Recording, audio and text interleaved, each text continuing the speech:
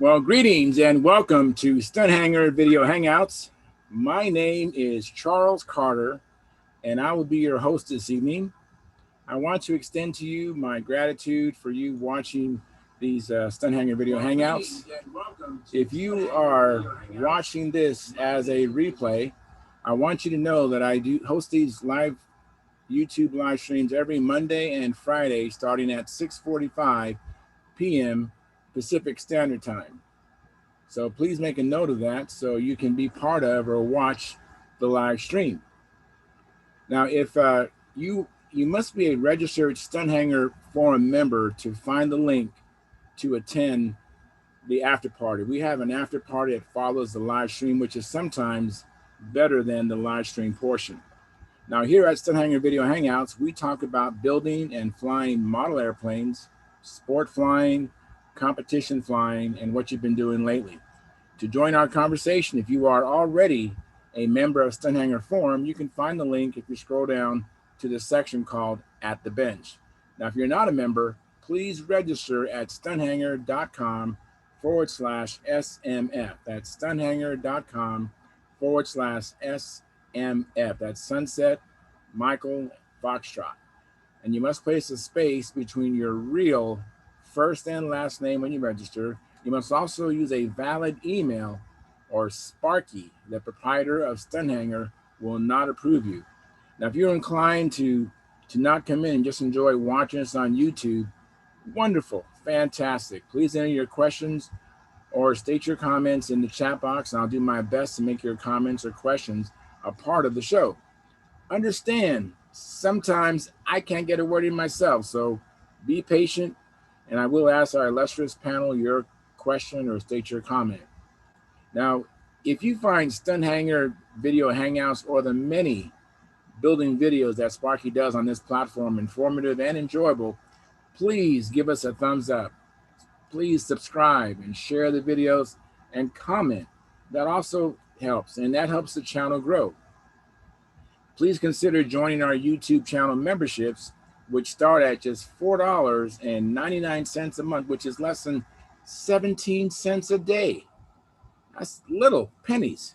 And your support helps offset some of the expenses of running Stunthanger. And with your memberships, you'll get special badges that I'll be able to see in the YouTube chat, and you get unlimited replay of member-only videos. And once a month, Sparky has a question and answer show for members only. You can also use the super chat, which is located at the bottom of the chat box on the YouTube channel. You must have a YouTube account or a registration in order to see the super chat, and also it's only available during a live stream. So, and I hope you want to donate, and I hope you want to help. So please, come in during our live stream, make your donation, and then maybe come back and watch the replay when it's more convenient for you to watch the whole show. So I want to thank you for your past, your present, and future support. You are making things happen. And one last thing, please keep the conversations family room friendly. In other words, please don't use words or do things you wouldn't do around your children or grandchildren. And without any further ado, I'm going to post the link at the Stunthanger.forum. Actually, I need to get that going. Let me see here. How am I going to get that going? You got to bear with me. This is a new platform, and I'm still working out my routine with it. It's a little bit different than what I've been accustomed to for almost a year. And so I got to go post this link here. Just bear with me. Stunthanger, let's go to the...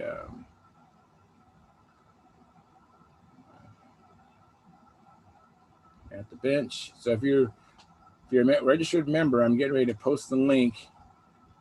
Let's do this here. I normally have this done in advance, and I've forgotten all about this, so pardon me. Nothing like doing all this stuff live, right? And now with this here. Okay.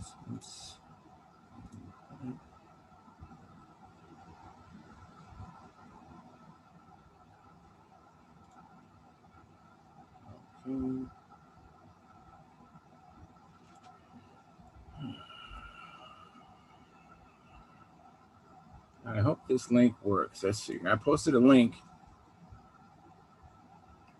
And let's see. I just posted it. Let me do this again. That looked a little bit different. Let me modify this.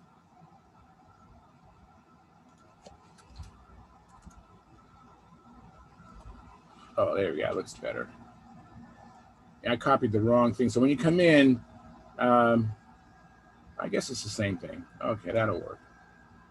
All right. Save. Okay. So the link has been posted. So you should be able to come on in. I think I have the lobby enabled. Let's see here. All right. So I have a waiting room. So just be patient and I will let you in. And let me see what's going on the YouTube side. Bear with me here. We're just getting started, so I'm sure we will be rocking and rolling later on. Let's see here.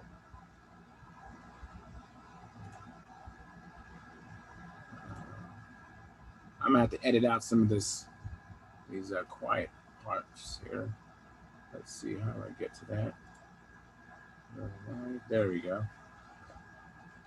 All right, so now I'm getting things going here. We're beginning to cook with gas here. There we go. All right. All right. Well, here we go. I got some traffic here. I just saw the chats and they went away. Let's see if I can find those chats again. They were there just a second ago. Chats. No. It's the chat rate. Current viewers. I saw you brief. I saw Gerald Wimmer. I think I saw Mike Lonke. And again, bear with me. I'm still trying to figure this thing out. And so hopefully, let me see who's trying to come in. We let John Miller in, Mitch, and Brendan, and Gary, and Max Wimmer. All right. Here we go. and all right. So, hey guys, how you guys doing? Hey, pretty good. Can you hear me? I can hear you. Yeah, I'm sorry about that. Kind of a little rough start there. I'm still got to figure out this this Zoom thing here. The Zoom Pro, I mean. So how's everybody doing? Good. On a pizza. Hey, there's Gerald. Boy, he looks good. Yeah. My goodness. Gerald, you do look good, Gerald. You're in a different room, obviously, too. I don't see a bunch of airplanes around. No, I just thought I'd stop in here briefly. I have fixed out my son's profile next. I didn't realise that he obviously is one that normally uses Zoom meetings. So I still need to come next with it. But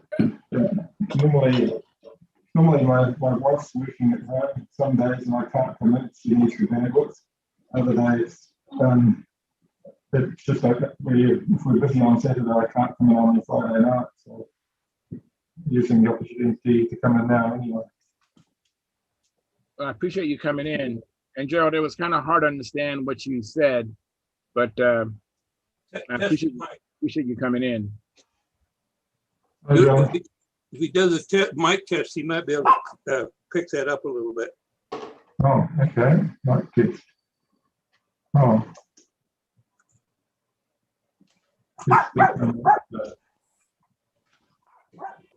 I'll make you go outside. You want some of those? You want some of that pizza? He does. He loves pizza.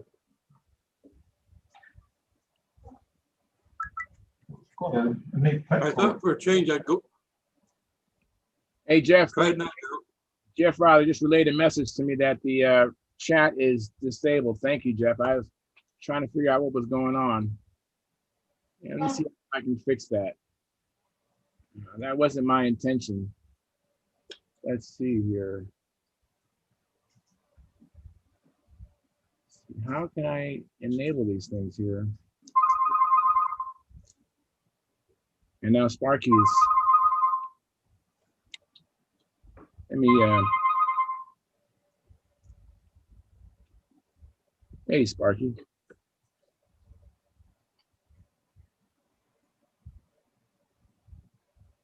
Alrighty. Oh, really? I hope I can just edit it. I'll try to edit. If I can't fix it, then I'll restart it. Let me see if I can just edit it.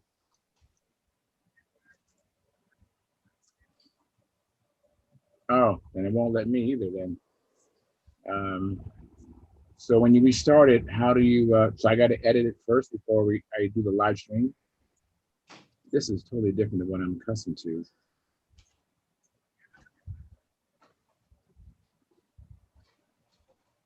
Yeah, last time I didn't have the live studio.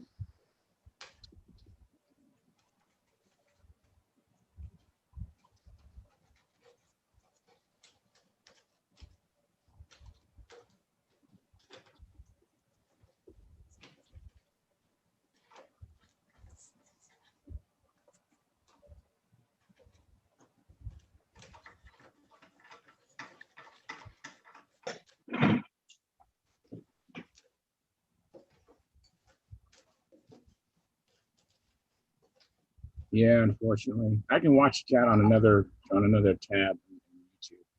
That's how I'll do it. I will keep going. Oh, wow. Okay. All righty. Well, thank you, Sparky. I appreciate that. All right, see you. Bye-bye. Hey, you guys out there in YouTube land, I'm so sorry, but I don't know why the chat is disabled. I don't know what I didn't do or what I did do to cause that. Sparky himself has tried to enable it, but no luck. Hey, Mike. Hey, what's going on, man? Hey, you guys out there in YouTube land. It said the YouTube chat was disabled. I don't know what's going on there, but yeah, I'm trying to. Did you see that? I did. I've seen this Like before. when you were doing something, so it was there, and me and Tom Ramo commented, and somebody else, and then you went to do something in the settings, and then it went YouTube chat disabled, and it all disappeared. So just making you. I understand. Here's Sparky. Hang on.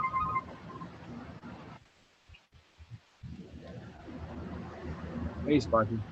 While they're doing that, Gerald, are you still flying in New Zealand? Yeah, even though it's winter, we're still been flying. We were flying on the weekend. Oh, cool. What's your temperature there? You enjoying the bit of weather now there, Tom? Oh, thank you very much. Super. I got to see 106 here today, Fahrenheit. Oh. Yeah, but I'm sure I'll see it shortly. Middle of summer. Yeah, in the desert. I gotta get me a drink. I'll be right back. I see it. Yeah. Thank you very much. Appreciate that, Sparky. All right. Goodbye. Well, Sparky, he found the problem, so he gets all the credit for fixing the live chat.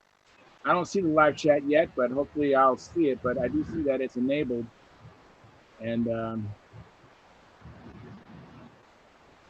so that should hopefully be able to come back. And I'll why don't you guys talk amongst each other, and if I can try to fix this stuff here.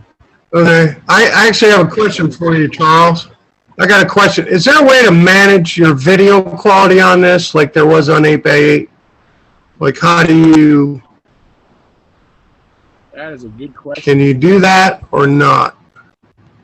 I think all you can do is pick your cameras. Like there is video settings under down the bottom lower left corner where it says stop video. There's an up arrow. You click on that, and there's a menu, and there's video settings. Choose video filter. Choose virtual background, and you can pick whatever camera you want. But besides that, that's all I've discovered. Okay. All right. Mike, you're really loud. I'm really loud. Yeah, you're blowing us away. I don't know how to fix it. Okay, how about that? Is that better? Yep. Yeah, it's a little better. A little better. A little better. Still pretty loud. Okay. Yeah, don't worry. I took the automatic adjust off of the microphone bowl. Okay. Sam says he knows how to fix it. Show me. You go right here, and then you go to that arrow. You control your output. Okay, how's that now? Is that any better? That's much better. Oh, yeah. Thank you, Sam, for saving the day.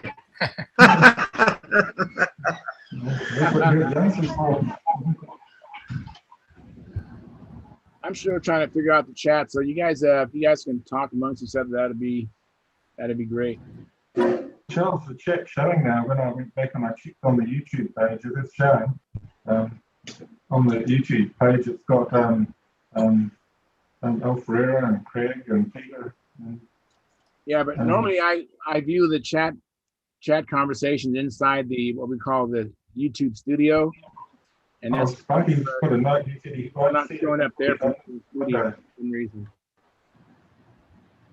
So I presume it means you need to refresh the window. He said you won't see it until you open a new window. Yeah, that's what Sparky said, to refresh. Let me try that.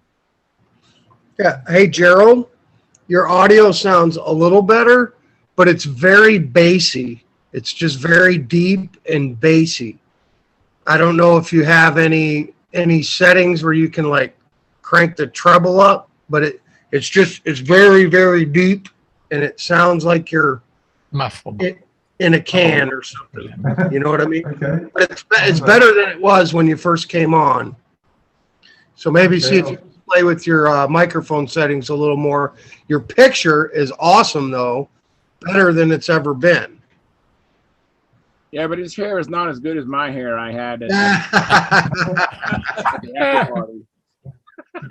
That's just an inside joke. You on YouTube would not understand that, but just take Mike's laugh for evidence. Anyways, I do see the live chat. Thank you, Sparky, for enabling that, and hopefully that won't happen again. Well, now you got to go back to the beginning and read them all. All right, well, that's fine. I never read them. So Mike Wonky says, I like that I'm leaving for the Nats on Friday. Hey, congratulations, Mike. That's awesome. Wish you were going again. Yeah, so do I. I wish I was going again. I enjoyed our time together in 2019. Well, thank you, Mike. Appreciate that. And Tom Rammel says, give Charles a like. I did. Yes, listen to Tom Rammel. Give us a like, even though I had a really shaky start. I think got feet underneath our, got legs underneath us now, so we'll be able to have a really good show. Gerald Wimmer says, hello, Charles, and all those Stunthangar people out there. Mike Miguel says, hello, Mike Miguel. And then Al Fierro, he says, it's working for me. Well, that's good, pal. Al, thank you very much. And then Greg Biswick says, I have live chat. Yeah, thanks to Sparky. And then Peter Burr said, chat is back. Again, kudos to Sparky. And then Sparky says he won't see it until he opens a new window. And I actually was able to refresh it, and all is well. As a matter of fact, we have 21 concurrent viewers, and despite all the stuff, we have 15 likes. So thank you very much. And things are looking good. This is what I'm used to seeing is the YouTube studio is where I keep track of everything. Last Friday, I didn't have that. I was actually viewing another tab of YouTube and just saw the chat there. I wasn't able to see it like I do here. In other words, I have control here, but before all I could do was just watch. I couldn't do anything if someone would have controlled us. So this is much better. And there's 6 of us in here, and they all look good. And they all look good. That's right. Hey, Mike, are you and Sam just doing combat this weekend, or is he flying to intermediate? What's going on with that? Yeah, no, he's not flying combat since there's no team trials. He's not going to fly Saturday, Sunday, because it's just regular F2D. It's not team trials. And all the equipment that he was loaned was specifically for the purpose of getting on the team, not just to go tear it all up in a weekend contest, so to speak. Ronnie gave us a dozen new planes and 8 motors, thinking it was going to be for team trials. And since that's not happening, we're going to save the equipment for 2023 when there is a team trial, and then he'll go then. But there's no point in him going to fly an F2D contest just to rip all that stuff up. Sure. So, So- y'all But on Sunday? we'll still be there. We're still, because we made our hotel reservations and already worked everything out with my wife and daughter, we're still going to be there Friday afternoon. And he's just going to fly his Vector 40 ARF a bunch on Friday and Saturday to prepare for intermediate stunt on Sunday. Well, how about this, Mike? We'll see you there, man. What? Yeah, Wow. the kids and Tony, they surprised me today. They called me out in the garage, and then they're like, "We're going to the Nats!" And it just Oh my God. it shocked the snot out of me. That is awesome, Brendan. Yeah, and 2 weeks ago we bought Well, we bought an RV 2 weeks ago, a 2017 RV, and we took it up to Lake Erie, I think last weekend. And I guess we're coming up to the Nats to break it in even more. So we'll be there on Sunday. Oh, sounds like a good trip. That is awesome, Brendan. Happy for you and your family. That is Yeah, awesome. Very, very excited. I bet.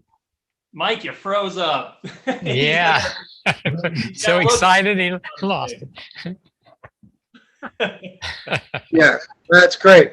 Well, are you going to have room to take an airplane home with you? Yeah, we that's part of the RV. The whole part of the reason we bought the RV is because one, we want to see things out there, but two, we got so much into the getting around to the events, like going down to Huntersville and things like that, we figured we'd save on hotels, but also it gives us room. I mean, it's a 34-foot, full ride, so it's going to have plenty of room to haul the planes and the family and everybody. Okay. I don't know how I'm going to get it in the truck because I don't have a topper yet on my new truck, but you see that red, white, and blue Pathfinder right there? Yes, I do. The red, white, and blue one, not the red, yellow, and blue one. That is an electric. That's set up for electric. And Ron Waldron gave that to Sam. And he already has 2 other Pathfinders. So if I can squeeze that in the truck, you're going to take that airplane home for your family, okay? Fantastic, man. I'll keep that secret from Angstrom. Okay, all right. Yeah, because like I said, I'm not sure if I'm going to be able to get it in the truck or not. I will do my darndest to squeeze it in there. But without having a topper on my truck, we got to get all our combat equipment, all the jet equipment, the mouse racing equipment, and 2 stunt planes of Sam's in the back seat of my truck. So it'll be hard. My daughter's also agreed to fly. Now I'll be hand over hand with her, and we'll probably just do a wing over or 2 in the process. But so I'll tell you how that works. Mike Stinson is very generous with that, and he follows the Allen Brickhouse method for that. He will allow kids to fly with the help of an adult, and every maneuver they do is for half score. Right. So you can help her fly every beginner maneuver, but it's just for half score. right. Yeah, keeping it in the air will be our agenda, because I'll tell you what, I think I've said it before, with my height and how short she is, it's just a task to keep up with her. So Sure. still haven't got her solo yet on it, at least just keeping the plane in the air. So that's great. And then That's great, man. That really tickles me, man. I'm so glad you guys are going to make it. That'll be fun. you can't believe the shock on my face when they told me we were going today. So that's why I'm in the garage repairing some things and trying to make sure we're going to have what we need to go. I will ask this. So we did not register in advance. So I probably need to call up AMA tomorrow and get that done. Or how does that work? Who's flying? All of you? It's going to be Angstrom and Sendel, and probably me if they can get me registered with an AMA number. I have not registered yet, but I would can do assume that. they can probably work me in before the They can do that. They can do that the day you roll in. You can sign up and do that. Now, the kids won't have to pay the $50 registration fee, and they'll be free over at beginner. They will not have to pay the $10. Okay. They'll still have to register with, and you can do that online. You can register them now. I would just call AMA and call Yolanda. Yeah. Call Yolanda Jones and say, hey, I want to register both my junior kids for AMA, for the Nats. And then you sign up for beginner at the circle. You know that. Yeah. As far as you, I would just, well, you got Yolanda on the phone. Find out. I think they waived the late fees this year for a bunch of stuff. But Yolanda would be the one to ask. And she can get your membership, and then you can sign up for AMA. And then, of course, you'll register for, are you flying beginner or intermediate? I'd be flying beginner. Beginner. You just register for that at the circle. What days are you coming and leaving? We'll be there Saturday and Sunday. Not sure when we'll roll in on Saturday. Okay.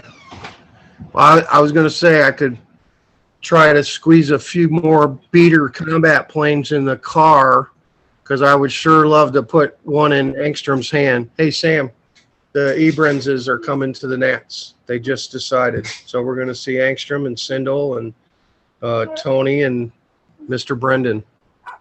Yeah, we'll be there. And we're giving Angstrom the Pathfinder. Based on your They loved your plane. based on your advice, the advice is give them a call tomorrow, see what all can be worked out. But as far as you know, if I had to kind of sign up for things on Saturday as we roll in, that would be acceptable as well. Absolutely, because as soon as you give them your information and give them a check or a credit card, you're an AMA member. You're there. I mean, once you're paid, you're there. You might not have a number generated, although I think they would do that for you. I mean, they work hard and on the fly there at AMA headquarters during the Nats. So they're not going to say, no, we can't sign you up, and no, we don't want your money, and no, we don't want you to compete. They're going to take your money, and they're going to want you to compete. So I wouldn't worry about it. But Yolanda Jones is the one you want. And if you call her on the phone, leave her a voicemail tomorrow, she'll call you back within a day or two. Okay. Fantastic. Awesome. That's great, man. Yeah. I need a jet pumper. I need a pumper monkey for the jet, man. And maybe we get Angstrom flying the jet this year. Maybe Angstrom flies the jet Saturday night. Lord knows he's big enough and strong enough to hold on to it. Yeah, I don't know. That would terrify me and Tony, I'm sure. All the better.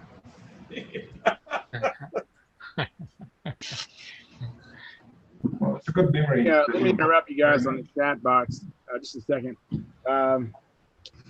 Okay, so since last time, we have a new person, Monk. He says, who owns the biggest RC plane and how big is it? I saw a half scale. For half Scale, how big is the wingspan?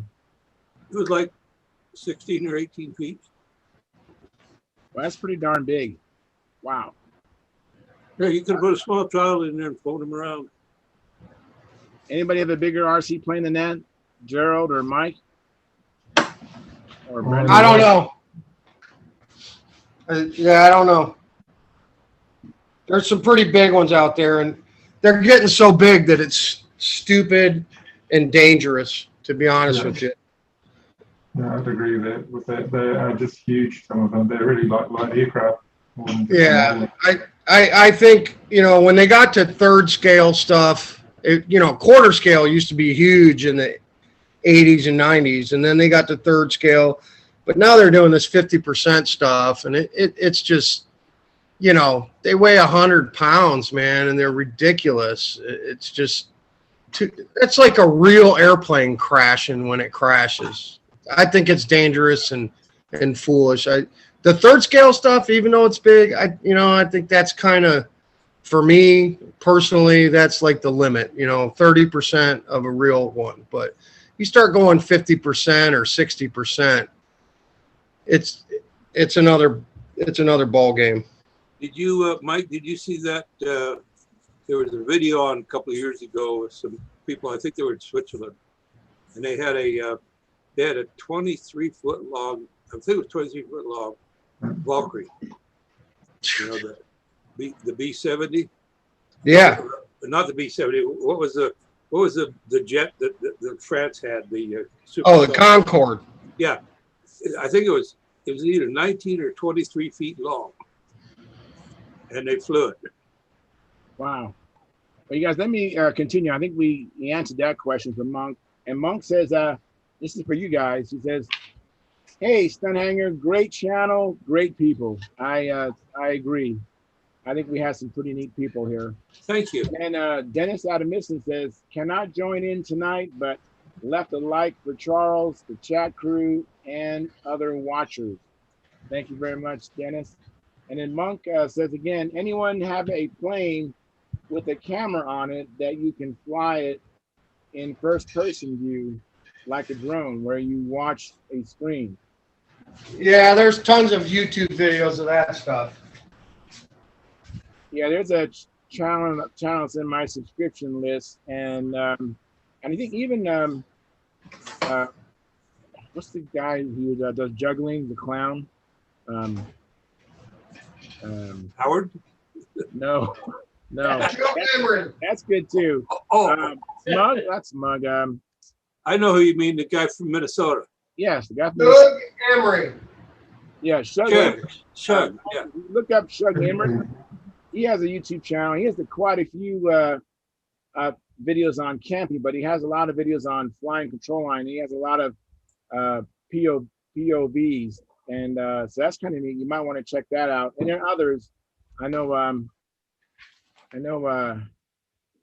just losing names today, but they're out there. If you search, you can get some great POVs with cameras on the pilot holding the handle and cameras on the plane. So that's out there. And then Monk says, give me a bite, John. That looks good. Did you finish that already, John? It's gone. Monk, sorry. And then Tom Ramel says, Charles, I'm waiting in the Zoom to get in. And I apologize, you guys. I'm here now. I couldn't get the chat going, and Sparky had to assist me. And so, and that kind of made me a little bit preoccupied. So I apologize for your extra long waiting in the waiting area. And then Monk says, wow, half scale, my goodness. Yeah, you're right. Half scale is huge. I had a cousin who had a really big plane, and it got out of range and crashed, and he was very anxious, hoping that it didn't land on somebody and hurt them. So yeah, they can get very dangerous, like Mike said. Now, when we fly, it's tethered, and then we have safety thongs. So even if we was to lose consciousness, we would fall, and then the plane would fall too. It'd crash. So I think ours is so much safer, and it's unfortunate we get lumped in with drones and RC planes that are dangerous, and it's a problem that the association, everyone just groups us all together, and it's just no similarity, no comparison to how dangerous RC can be. And it can be safe too, but those planes fall out the sky and they're not tethered. No offense, Tom, or anybody. I know we do have some guys who fly RC in here also, so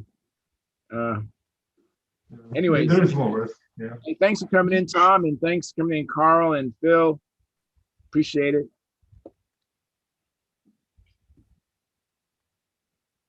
So go ahead. Anybody been flying? Has anybody been flying? Not since Friday. Last time I flew was Friday. That's when I had my red Strega in the air for a while, and it was a lot of fun. All right. Yeah, it's been a long time since I had that old girl out there. No chipmunks. My goodness. I flew them both. It was going from a plane that was 40 40 ounces to a plane that weighs 80 ounces. Quite a Yeah, difference. but there's quite a difference in the power plants too. Yes.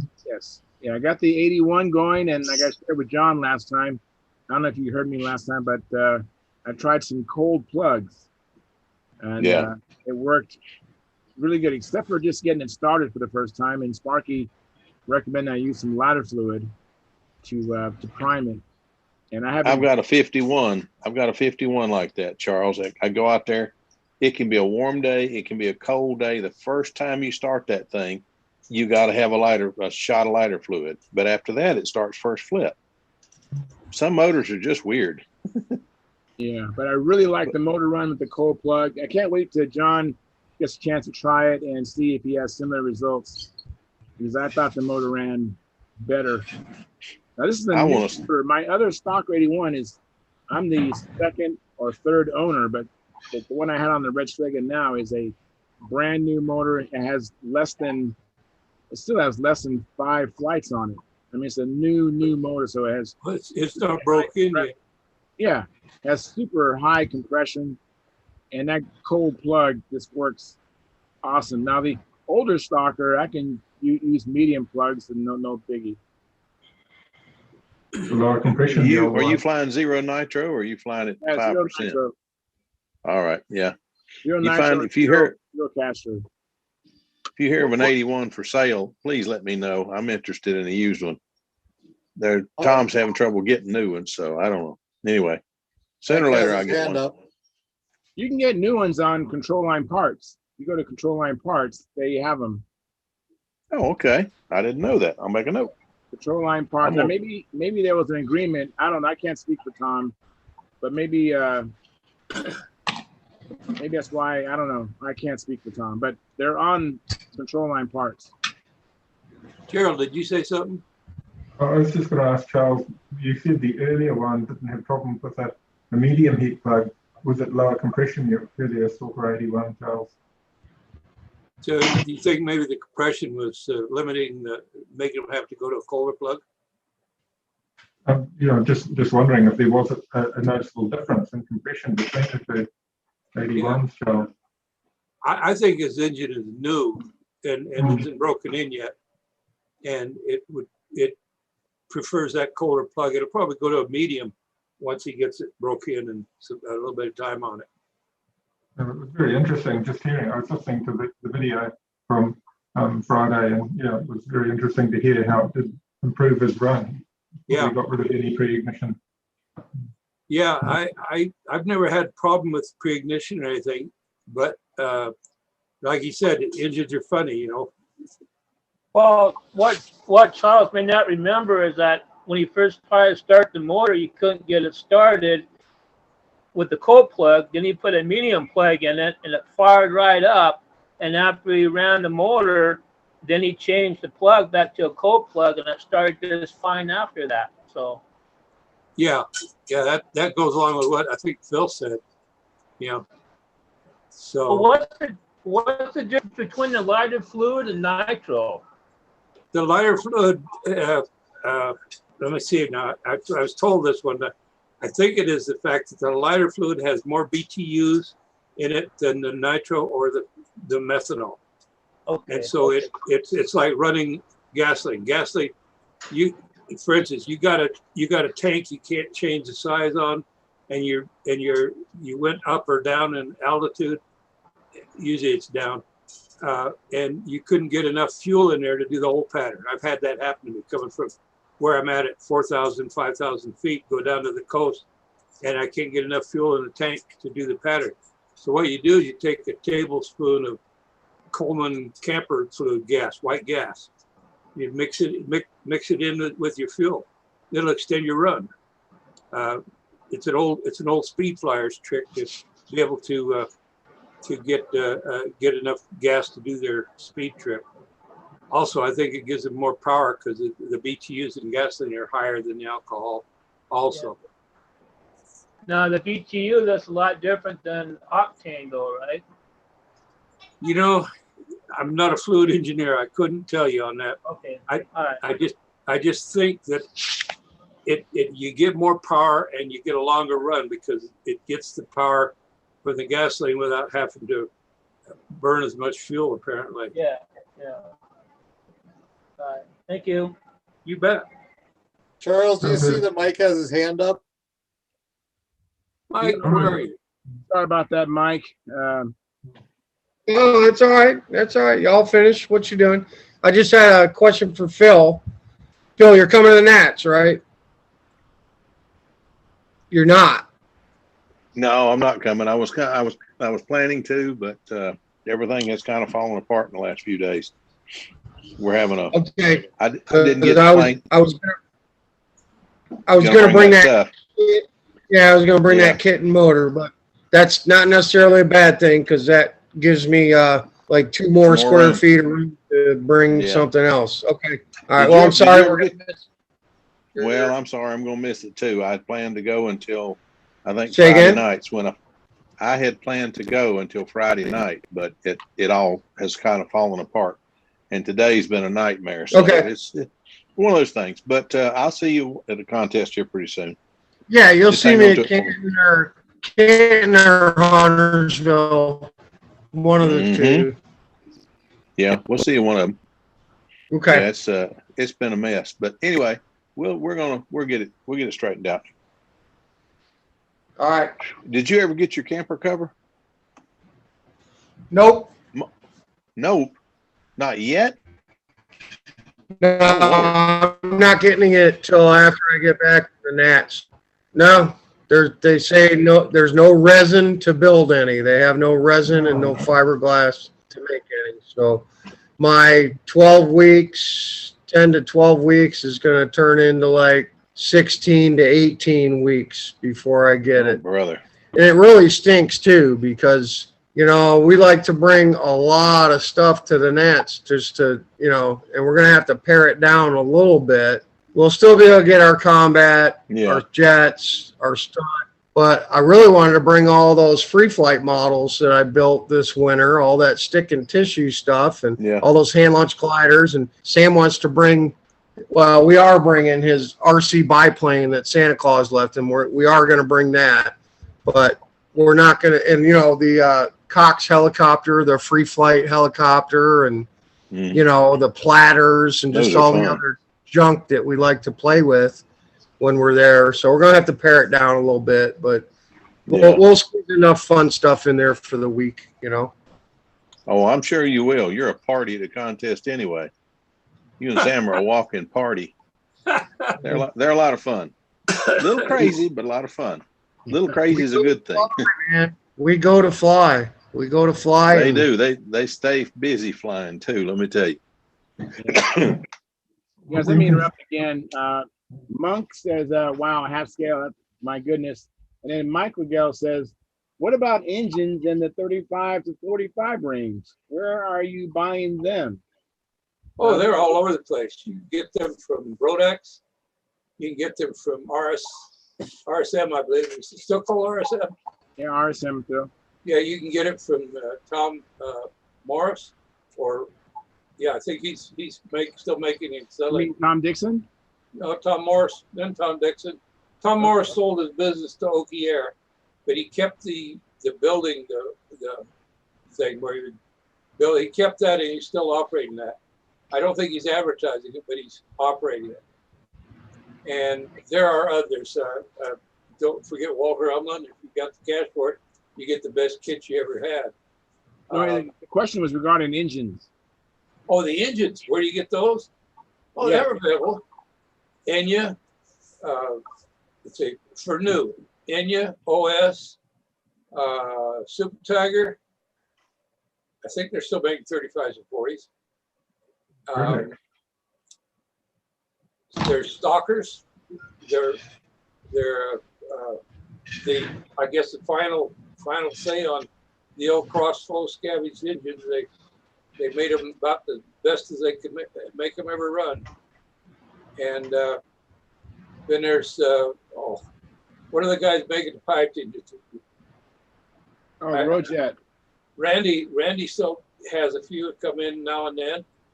The Rojet, you call up jet, and you tell him what you want, and he'll build it for you. He'll make it for you. Do you think any others, Phil? You're muted, Phil. You muted, Phil. All right, but if you want a good stock, just a plain stock motor, eBay's got some once in a while, but go look at a stalker. I don't believe you can beat a stalker. I've run about everything from tune pipes to 4-strokes to now I'm flying a lot of electric, and I don't believe you can beat that stalker. That 76 that I've got, everybody says, oh, that thing's a real biter. It's a real biter. It might bite me next time, but it has not bit me yet. And it's the easiest starting motor I've ever had. It's got a reasonable amount of power for as well, compared to other ones of the same size. It's lugging a pretty good size. It's lugging a Max B around with authority, and that's on a 2-blade prop. And once I get about 6 more flights on it, I'm gonna switch it to the 3-blade prop. But the motor's too new right now to put that much wood on it. But I've been really impressed with it. I want to try an 81. If I like the 81 as much as I do the 76, I'm going to be in a happy place. Well, I got 281s, Phil, but I don't want to part with either one of them. No, don't. I'll find one. That one will show up. Just go to Proline Parts, Phil. He has them ready to sell. I'll give it a shot. Is he as expensive as the other places? Yeah. Yeah, they're all about the same price. I figured. Yeah. That is not an inexpensive motor. No, now the 40s are good price, and they have a 40 rear exhaust and a 40 side exhaust, so you can get whatever you want. Yep. So they're a fun motor. They got a 51 side exhaust too. I got one of those. Pardon me, you guys. Mike Miguel goes on to say, and Super Tiger 61s. I think you mean Super Tiger 60s. I mean, there are 61s, but the engine we like is what's considered a small case 60. And Sparky has a number of them. You can find them on eBay. And Sparky, I know he really loves the Brian Gardner's piston and sleeve. And then if you can find them, makes it really a jewel of an engine. You gotta be careful. Those engines require a good ring to run really well. The traditional Super Tiger 60. I have like 2 or 3 myself, and they're good motors. And then the Microgo says, you say it's a 71? I don't know what you're referring to. Mine's a 76.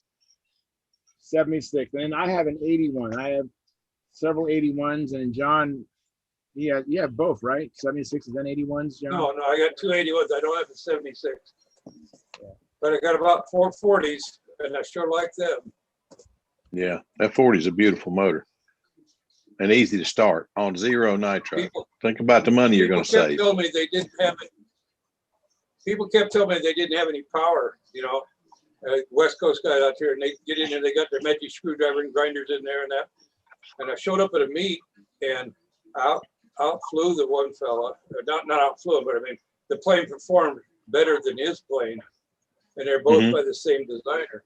They weren't the same design, but the designer was the same. And got done. He says, I think I probably should have left my engine longer. I said, this is box stock. Nothing has been done to that engine. Your iPad went out, Bill. Yeah, it sure did. I'll be back in a minute. All right. So, Mike Miguel, there's some other motors that come to mind too. If you can find a Thunder Tiger on eBay, those are good motors too. Even stock ones are still good. Mandy Smith reworks a brand new one. It has to be brand new, and it becomes what's called an Aero Tiger, and that's a very good motor. Yes. Most of your engines can, for a sport flyer, you can get any RC engine and put a Venturi and needle valve on it, and it'll be satisfactory. But for a really good stunt motor, there's some standards you want to stay with. The Tiger 51 in the control line version is an excellent engine. Yeah, it's a smaller LA 46. Huh? LA-46, another excellent motor, and it's right off the shelf works. The Brodec 40 works well too. I've seen the Brodec 40s in action, and they seem to be a nice practical motor. Yeah. And the It's a good motor. 40 is another nice one too. Yeah. Thunder Tiger. The Thunder Tiger. Yeah. Yeah. Mhm. Thunder Tiger, like the 42. It's got a weird carburetor mount, but once you get past that my engine guy said it was tuned just like the Magnum, that everybody was so hot about, that ran so good in control line stock. He said it was timed the same way. Mike's got his hand up. I just want to tell Charles, that text that you sent out, somebody just texted me and said, "Hey, Charles, can you let me in the chat?" So that text you sent out to about donating to pay for the Zoom, somebody in that thread, I don't know who it is because I don't have their number, but I got the same he's one. asking to be let in, whoever it is. Oh, Peter just got in. Is that Peter? I believe so. Yes. Oh, no, I got Peter's phone number. Uh-oh, look out, Peter. I got your Uh-oh. phone. Peter, you're in a heap of trouble now, brother. Where'd he go? There you go. Oh, here he Oh, comes. he's There he there. is. Hey, Peter. Hey, Peter, I'm sorry about that. Oh, gone. Where'd I he was going to go? ask Mike. I've got a question for Mike, and that was when we've been short of space, we've just taken 2 cars to the next. How many more years before Sam can drive? Yeah. Do you guys understand, Gerald? Yeah. I'm not very I'm clear. having a difficult time understanding you, Gerald. Oh, I was just going to say I'll try another time. No, you can talk. Mike said he doesn't have enough space with the one vehicle for the next. Is it possible to take 2? I don't know if his wife's going, but if not, maybe in a couple of years, I presume Sam will be able to drive as well. Yeah, pretty Well, soon Sam will be able to drive. I think Mike's looking forward to that. I think in Oh, 10 Lord. years, if the hobby's still around, most of them be flying electric anyway. Yeah. Yeah, because Yeah, I'm afraid you might be right there. I like flying. Hey, Peter, here you are again. I love Peter. flying IC engines. I like the smell. I like the sound. But I have to say, the electrics that I've flown are hard to beat. That power's right there all the time and just where you want it. You get the same run every time. And it shuts off all the time. You don't get an overrun. And they're just. Yeah, I can't. I'm looking forward to getting it'll be for next year. It won't be for this year. Thinking about building a Pathfinder electric twin. Electric twin. Yeah. Full body or profile? Oh, profile. And I'm if I do a full body, it'd be the LE. Okay, it wouldn't be that hard to make that body instead of profile, make it full body. Yeah. It wouldn't be that hard, but I mean, the LEs is already there and available. And I mean, you sent me everything. If I can't build an LE from what you sent me, I don't need to call myself a scratch builder. And since I haven't built a kit in 30 some years, I think, I own a bunch of kits. I mean, I probably got 25 kits downstairs and I haven't built a kit in 30 years. That's shameful. So I got about 8 of them out in the back of my pickup. I'm going to take this weekend to a get together in Raleigh. Oh, East Coast Golden Oldies or something like that, they're calling it. And see if I can't sell a few of them, but just going to turn around and buy something else. So, buy balsa, you don't get it.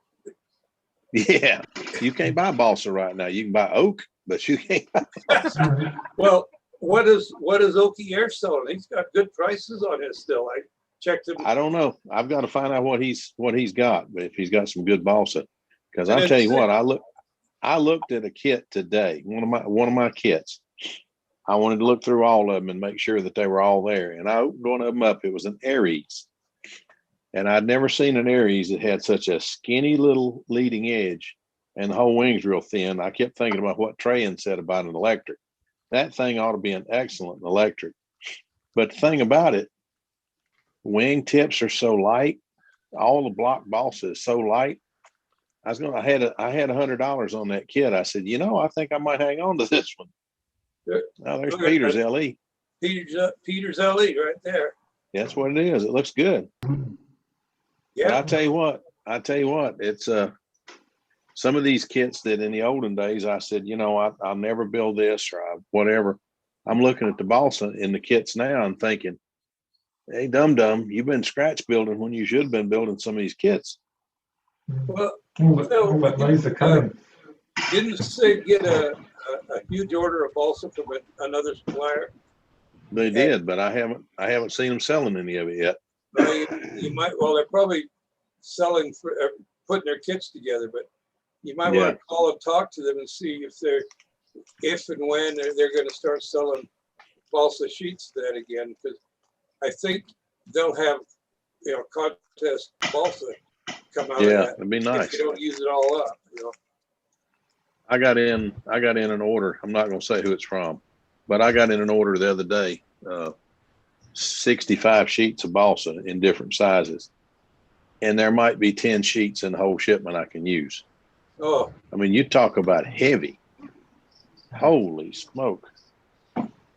well, It's this stuff you could use for plywood. And the 1/64 plywood I ordered, they didn't ship. oh, geez. I didn't get that. So Okie Air's got a good price on plywood.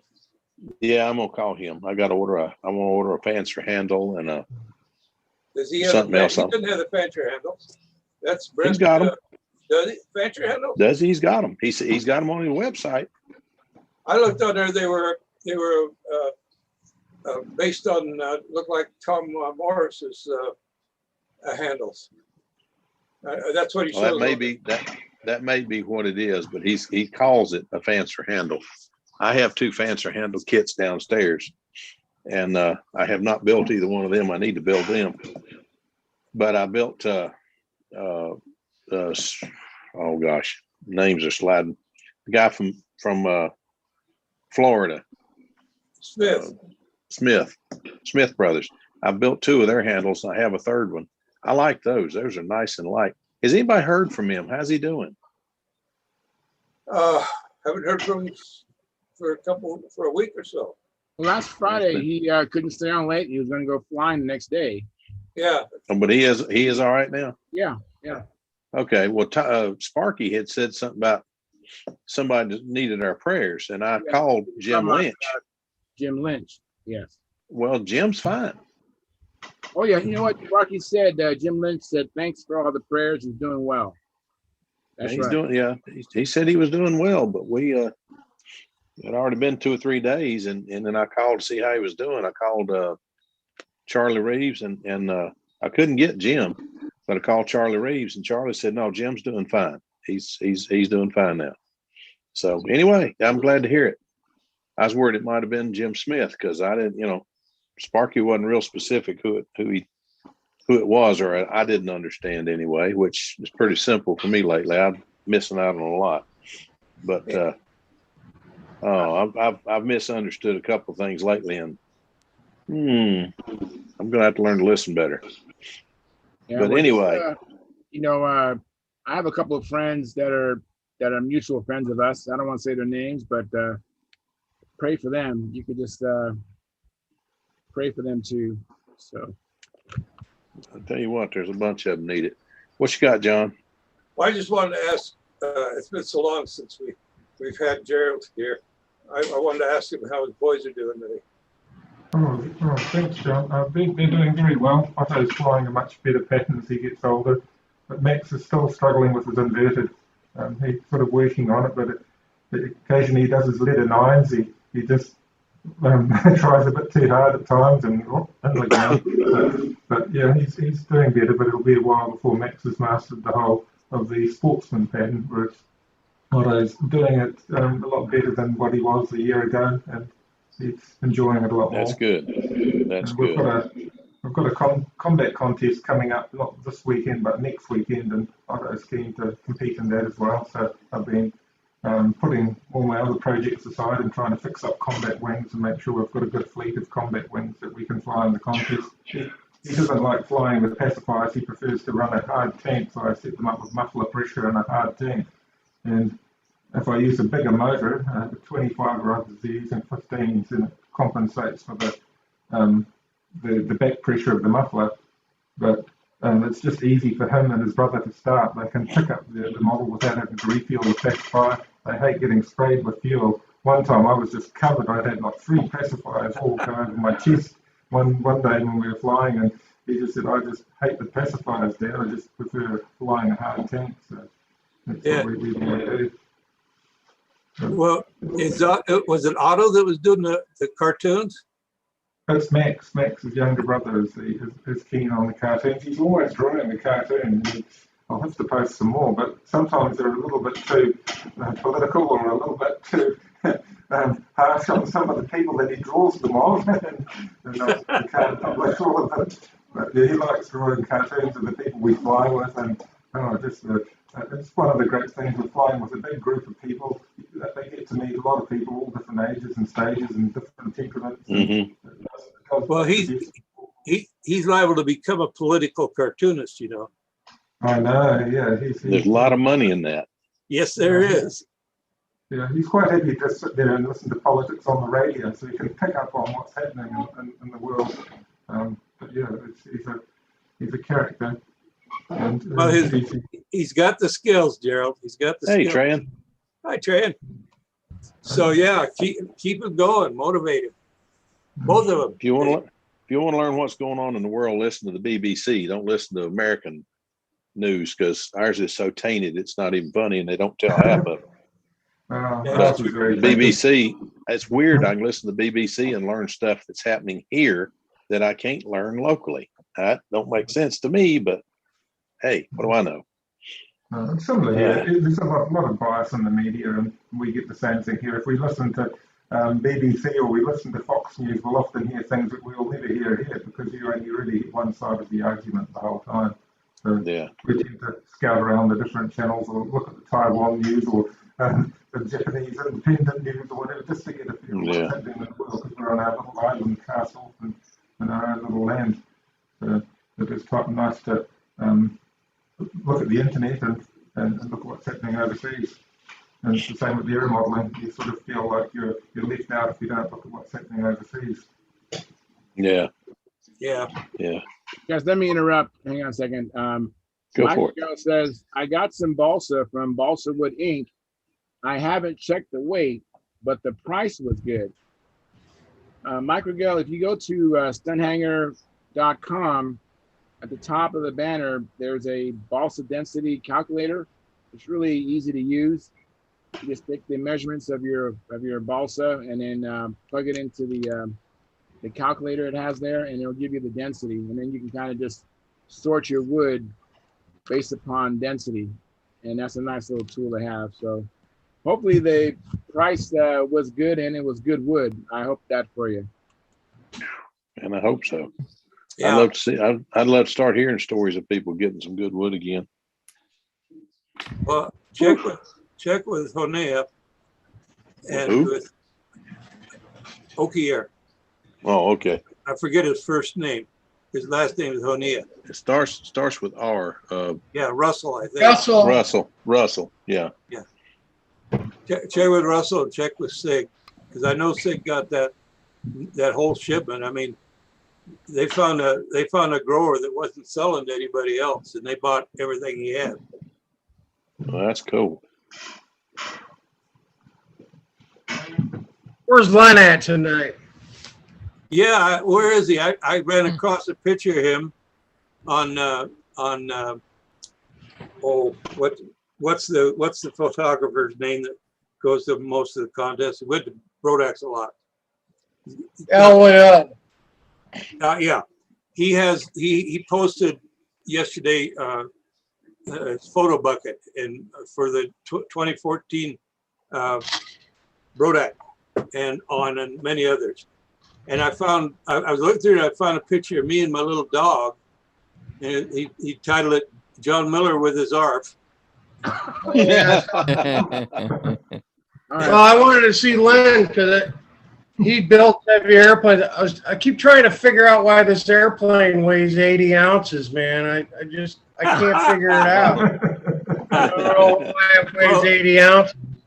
Well, there's a picture Yeah. of him on that collection of pictures, and he's in the center circle. He's got his hand like this. He's got really scooting down on that sucker, you know. and if you find it, I was trying to figure out how to bring it over here and share it, but I wasn't able to capture it, probably because I just didn't do it right. But I'd love to present that to him on the Stunthangar here. Yeah, that'd be neat. I just made up the push rod from the flaps to the elevator. So I got the flaps clamped down, I got the elevator clamped down, and then I made the push rod with the horn or with the ball links and the clevis, and then glued them in place so that there should be 0-0 where it's at now, and then I got adjustment both ways. But yeah, I thought Len would get a kick out of that. I don't know why it weighs 80 ounces, man. I got 2 C-clamps on the wing right now. You'll be all right, Mike. This too will pass. That's pretty good. Looks like Peter's doing some shaping and sanding there. Oh, Peter's trying to make me jealous. I'm looking forward to seeing that fly. Me too. Yeah, Me too. I know how mine flies. My plans are sitting over. When I'm sitting in my bench, I can reach over and grab them and take a look at them, and I do it right regular. So yeah, that one's trying its best to move toward the head of the list. I hope it does soon. I'd like to see a build published on it. Yeah, I'd like to.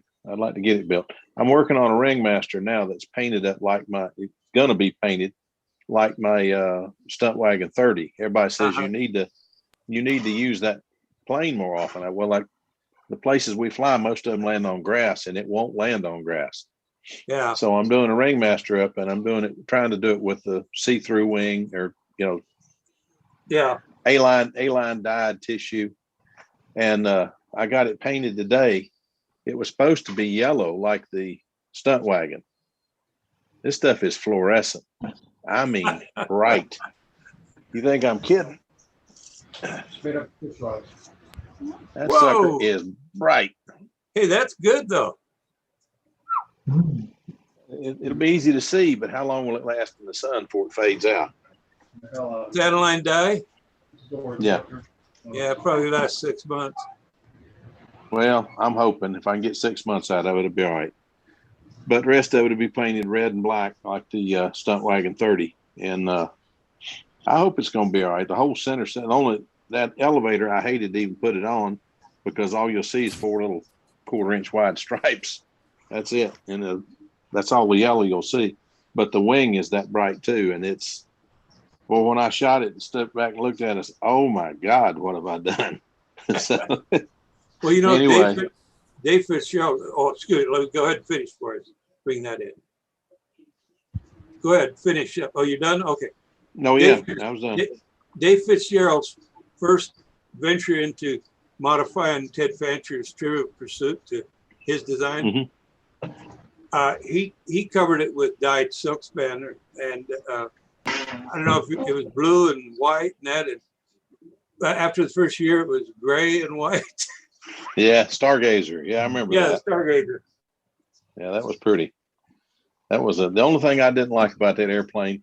I couldn't figure out why Dave built such a sexy airplane and put such a god-awful ugly landing gear under it. David is very how to put it. He knows what he wants, and he cares what it looks like, but he wants what works best for him. I think that'd be the way to put it. Yeah, he's there's one thing you can say about Dave. You can't argue with the success, and he's had it. And he's had it. Meet his dad? Yes, I did, and I understand where it came from. Yeah. I thought the world of his dad.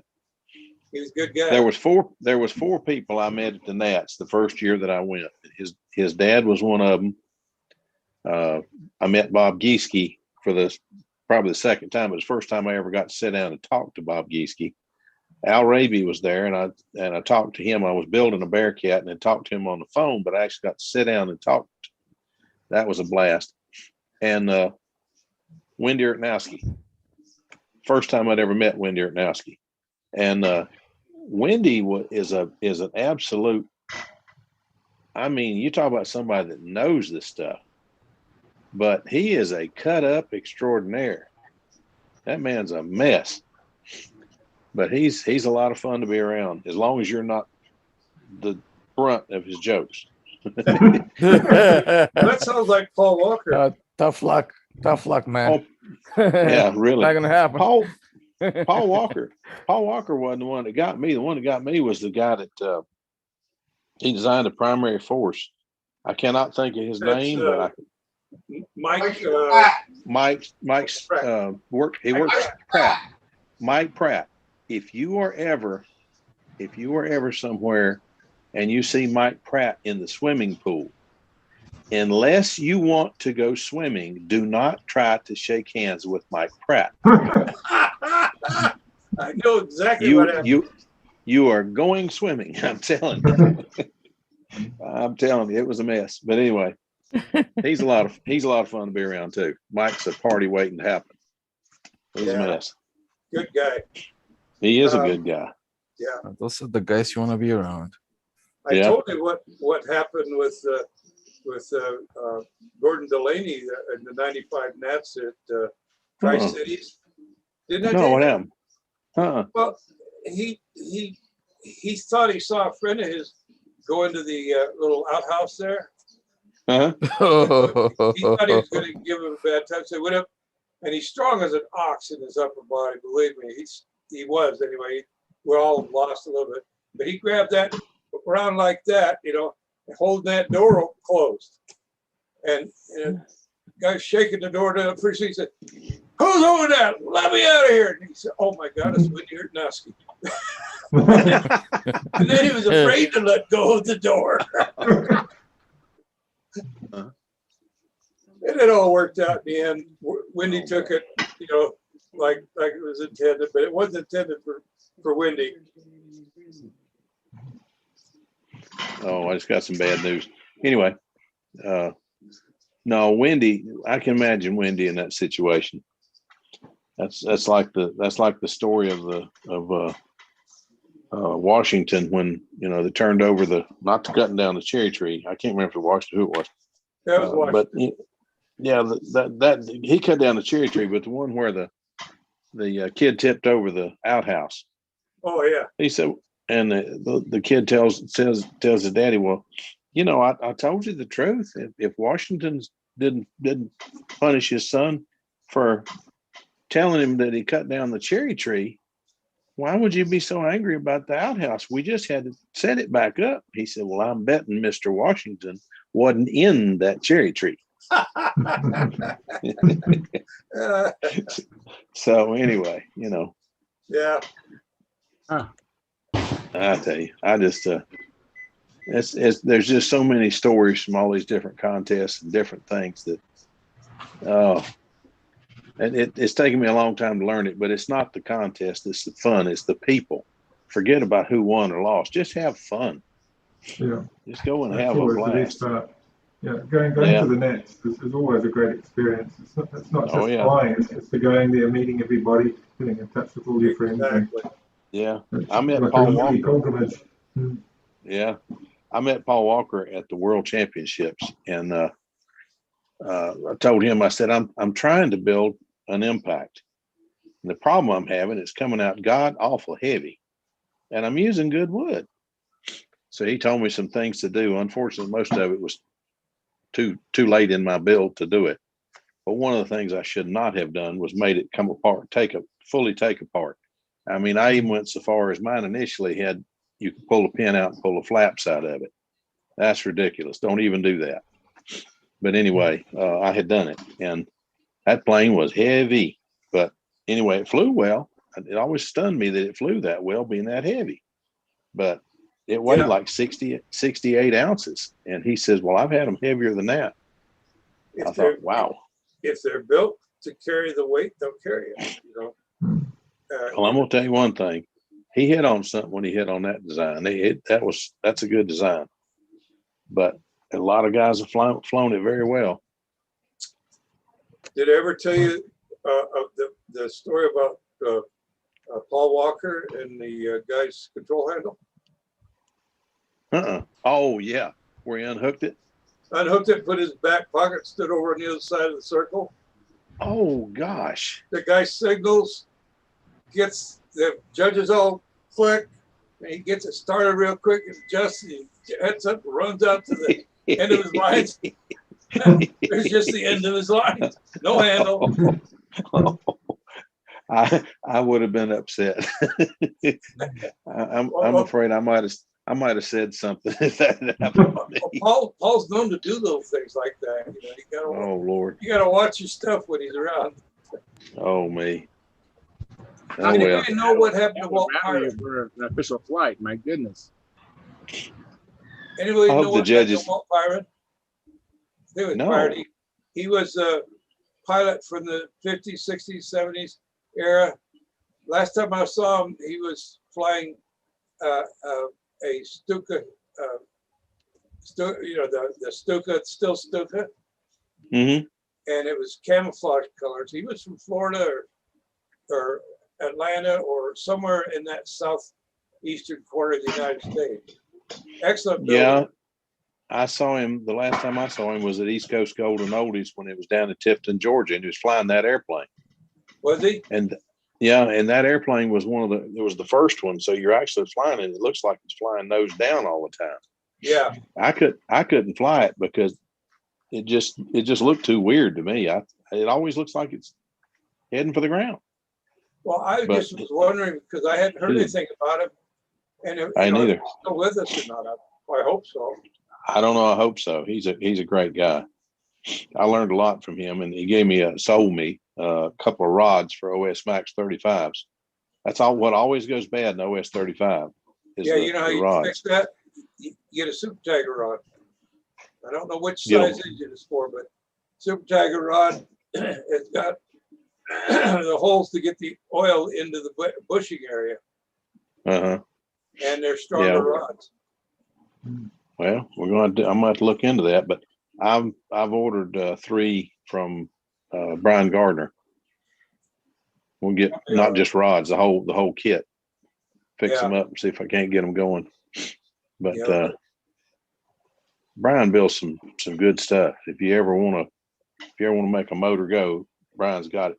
I'm going electric on most of my stuff, but I still can't bring myself to put an electric in an old timer or a classic. It just don't feel right. But anybody here ever run a TWA engine for speed and combat? No, I've seen one. I have seen one.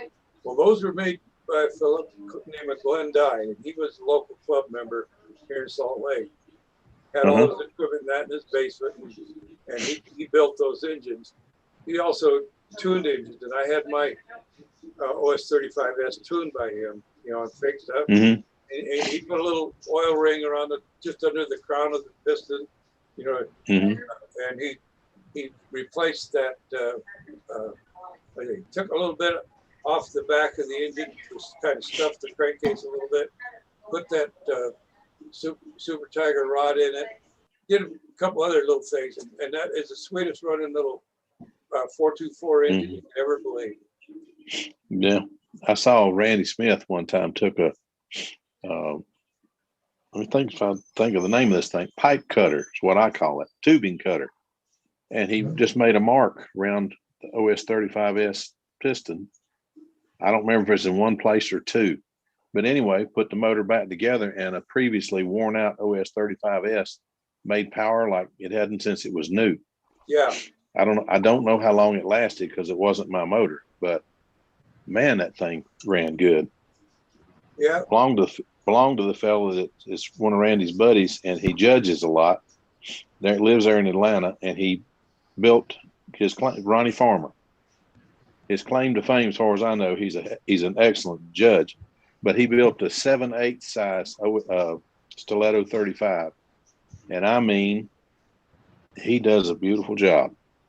Silver is hard to do right. Yes. Ronnie can do it. Ronnie can do it. He's a heck of a builder. Oh, here's Max's bus. I'm going to Max. Oh, brother. I keep getting these messages from eBay that the auction is ending in 9 minutes for something that I don't even remember looking at, let alone bidding on. So anyway. Somebody's got you mixed up. If you get a pair, I don't know.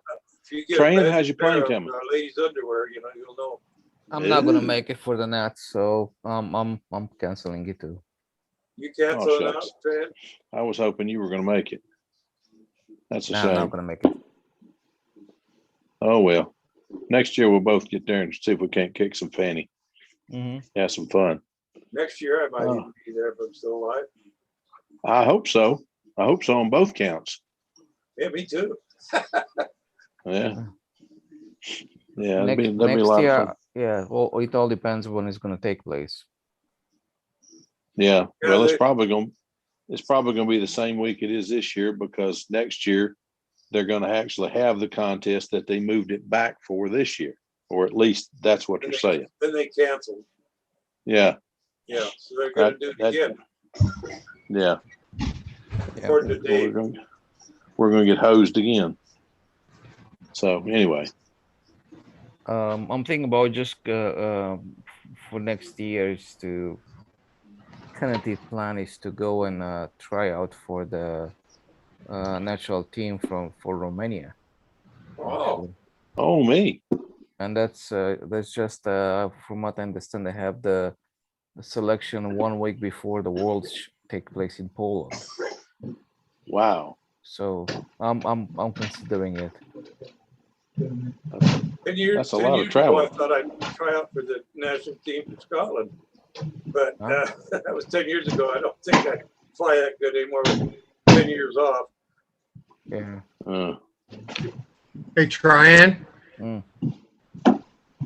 You know, if you fly for another country, you're eligible to fly for the U.S. the next cycle. You know that, right? I didn't know that. But I don't think I'm gonna make the U.S. team.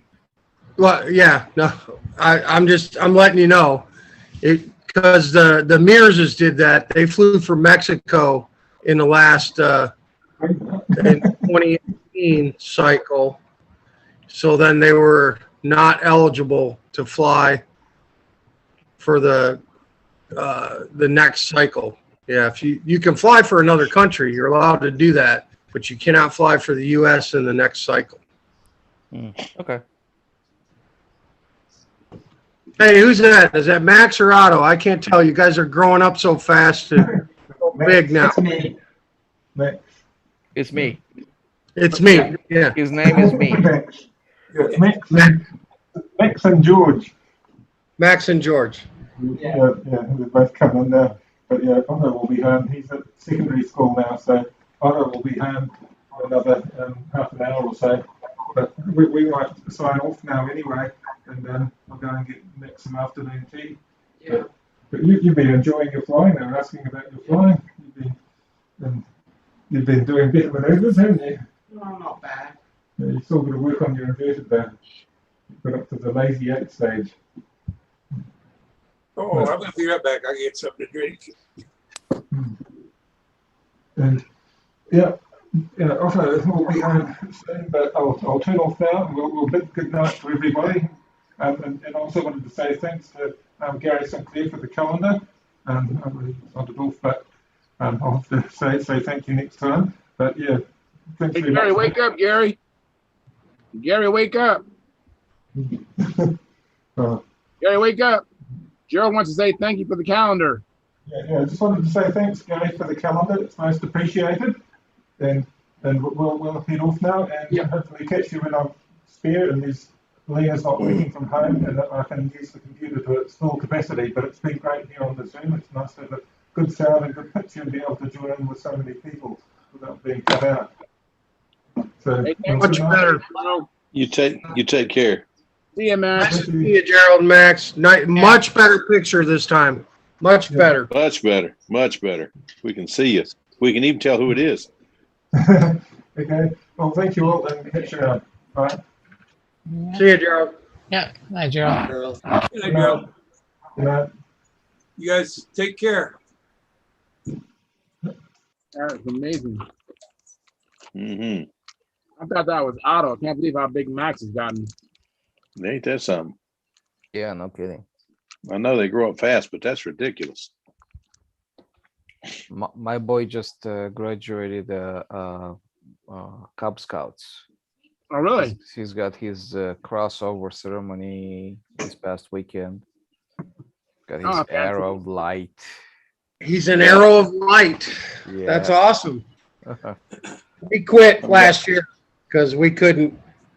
There was no parent help for any of the activities. It was me and one other guy were doing everything.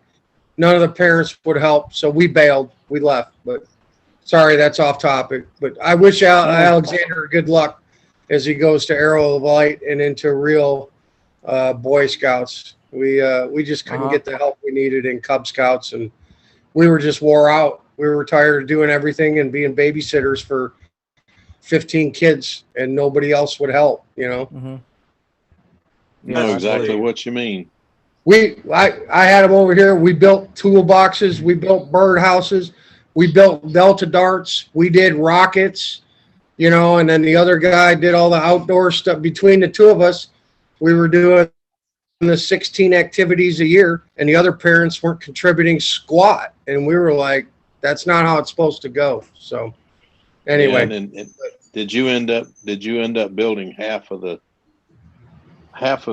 cars, Pinewood Derbies that we got? The wheels were terrible. So I ended up cleaning everybody's wheels up, everybody's axles up. No, I never built anybody's car. I helped Sam with his, and he won all 3 years, one in the pack, one in his 10, and we went to regionals 3 years in a row too. But, wow. Yeah, it was sad to see some of the cars that came in because their parents couldn't take 30 minutes to help them build a car, you know? Yeah. Well, we did have on the flip side, though, we'd have parents that, like you said, putting together a birdhouse. They put it together looking like a haunted house because they were so bad at the hammer. And then, you know, at the Pinewood Derby, they'd have cars that are explosive because they'd pay for them off of eBay. That's exactly right. No, we didn't have much right. We knew what the eBay built cars were, and we just disqualified them because I'd be like, "Did you build this car?" Because I was a check-in guy. I'd be like, "Do you build this car?" It's kind of like the builder model thing, right? And they'd say, "Yeah, we built that car." And I'd pull up a picture on eBay. And I said, "Yeah, it looks exactly like this one that costs $69, ready to race." Sorry. You're not racing tonight. We started stamping the blocks of wood, you know, and giving it ahead of time that you have to see the stamp on it because. Oh, nice. That's a good idea. You'd have people who couldn't swing a hammer that you'd see in some activities. Next thing you know, they got a derby car that's blowing everybody away. Well, we did the Delta Dart build, and that was great. The kids loved it. But, of course, not one kid and their dad ever came back and asked me about building more rubber free flight. We did the rocket build and the rocket shoot. Not one dad and kid came back and asked about building a rocket. I see, Charles, I'm talking about airplanes and rockets. Hold on. I had the whole pack out to fly control line model airplanes. I had 20 kids out there, took them out, put them all on the handle on Sam's rugged stunt trainer. We flew combat demos. I let every kid flew 3 times, did 3 flights. Not one kid came back with their dad and asked about building a model airplane and flying control line airplanes. They just, they're not in it. They're not interested. So we bailed on it. So there, Charles, I came back on topic there. Very good. Right. Well, you know, it's a chance to dust off my plane anyway. So yeah. Mike, quick question. When you get your one night 28 built. What are you sticking? What do you put the tissue down on the wood with? Is that the glue stick? I've been using a glue stick very successfully. Yes, the Elmer's glue stick. Yeah. And then what was that spray you put over the tissue? Krylon Crystal Clear. But there's a step before that. So just a Elmer's glue stick, the purple one that they give to kids in grades. Yeah. So it's purple when it goes on, and then when it turns clear, you know that it's dry. It goes from purple to clear. Just Elmer's glue stick, and then Dan Barry gave me a hot tip for shrinking the tissue, but not over shrinking the tissue and warping it, was to use 91% isopropyl alcohol. Not the 70%, but the 91 in a spray bottle. So after your glue is dried on the tissue, you hit it with the 91 with just a little bit of water in it, tiny bit diluted with water, and that'll shrink the tissue, but it won't warp the structure real bad. And then Krylon Crystal Clear Spray Paint. That's what I did all of those stick and tissue models with. And just like a light misting on all the surfaces. I mean, it's still delicate, but it provides some sealing and toughens it up a little, but it won't shrink and warp it up like dope will, where you end up with a big old pretzel, you know? Yeah, I have done that. Guilty. Spray it with water and watch it go. Yep, I know. Every one I did as a kid was like that, you know. And then when you put dope on it, it might come. Well, then you pin it down and hope that it'll straighten out as it dries. But no, IPA and Krylon Crystal Clear. I won't ever use dope on a stick and tissue model again. You just got to be real light with the Krylon. You got to be light with the Krylon because it's heavy.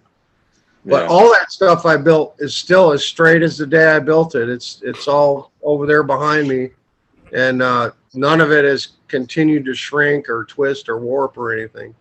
No, that's the thing about covering it in dope. You hang it up and it's dead straight, and you take it out and test flight, it's dead straight, and you say, okay, well, we got 3 months of winter coming. I'll just hang this up and it'll be fine next summer. And next summer it has continued to shrink, and now everything looks like a pretzel. Yep. So know what you mean. Yeah. But anyhow, I'm trying to get into getting a few of these built, because I figured, well, you're going to come with one. There's a couple other guys. Larry Drawn has gotten into some free flight tissue models, rubber models. So I thought, well, what the heck? I'll go out there and have a little fun with the guys. Yeah, I'll be bringing them to Huntersville. We'll be, as long as it's not blowing 30 mile an hour like it usually is in October. But man, I'm telling you, that's the thing about Huntersville. It's always the wind, and it always comes from side where it comes up that hill and then smashes down right in the middle of the dadgum. When it's nice, it's nice, but when it's bad, it's bad. Yeah, it never seems to be right in the middle. It's either raining and cold and windy, or we get Indian summer and it's beautiful flying weather all weekend. You know? Yeah, that's true. I've been going there for 10 years, and it's about 50-50 on what you're going to get. Yeah. So, well, I finally got a picture of Hobby Park when the rain, it was hot as heck, and the rain started. And it looked for the world like the two circles are sitting there, and it looked for the world like the mist was just coming like two misty donuts all the way around, both circles. And you wonder why you feel like, well, the wind's coming from every direction. Well, the only way that could happen to make that mist do that is if it really is doing something weird out there. I can't explain it, but the picture looks like two donuts. I'll have to show you that picture when you come. It's wild. Did you post it? Yeah. Yeah, I saw it. Yeah. I saw it. That's pretty neat. It's a weird deal. Holy smoke. No wonder. 45 years I've been flying out there and wondering, how can this be? And then I take that picture, and I looked at the picture and thought, okay, now I understand. Jeez. But as Tom Dixon said when he saw the field, he said, too much. There's too much. The trees are too close over here, and there's too much hill behind the tree. It makes for the air to come up and just slam you down. There's too much of this. And there's too much of this. Tom and I looked at him and said, "Yeah." And bet by gosh, you wish you had it in Atlanta. He said, "You bet your life. Wish we had it." But it's a nice place. I just hope we get it back. It's been under construction now for nearly 2 years, and our upper circle, our dirt circle or grass circle, is covered in piles of dirt. I don't know what the heck that was all about, but they tell us when it's done, we're going to have an AstroTurf circle up there. That should be fun, but we'll see. We'll see. That plane he's got, that red and black plane, looks like one I've got down in the basement, but mine's got a lot uglier rudder on it than that. Yeah, this is my rugged stunt trainer, and I put a really small, thin, I think it was like an 8-inch, wing on the back. And first time we put it in the ground, that thing just disintegrated. Is that one of those that's got the bell crank on the bottom of the fuselage? Yeah, so there's the back of it. But yeah. Yep, there's the bell crank right there if you can see it. Yeah, well, I tell you what, that's the plane Tom Looper won the profile contest with last weekend, weekend before last. Yeah. That plane will fly but you have to be a pilot. Yeah. I mean, the one I flew, I thought, well, it'll go, but yeah, Tommy can fly that thing. I had an extra tail sitting around that's a little thicker and whatnot, so I threw that in to improvise and just am going with it because we'll put this in the ground again. But yeah, well, it's a good plane though. Steve has arrived. Yeah, I got a bunch of them, so it's been good for us in learning to fly because it goes right in the ground, and then you put some usually some of that white Gorilla Glue on it for foam wings, and you go again. So, first time I looked at it, I said, I just can't believe they put such a small tail on it, but it works. Yeah. I overheard you guys talking about plywood, aviation plywood. Mm-hmm. If you guys need a good source for aviation plywood, go to Aircraft Spruce. And they have very good prices, and the sheets are big. So you're talking like a 2x4 for like 2 feet by 4 feet long. I think the sheets are 4x8 or something like that. Mm-hmm. And the price is very good. I think I was getting a whole sheet of, I think it's either 2x4. I don't know, like a 2x4 for $50 or something like that. Oh, that ain't bad, no. Yeah. So yeah, you're close enough. You're close enough. You can drive down and get some stuff. I think when I come down to see you, I'm going to come down a day early and go down there and try to pick up some wood and some dope and some that air epoxy putty, whatever you call it. Shoot, I can't think of that. There you go. There you go. The filler, it works really good. It's funny though, if you order it from Aircraft Spruce, guys, you get a jar about this big around, and you get another jar half that size.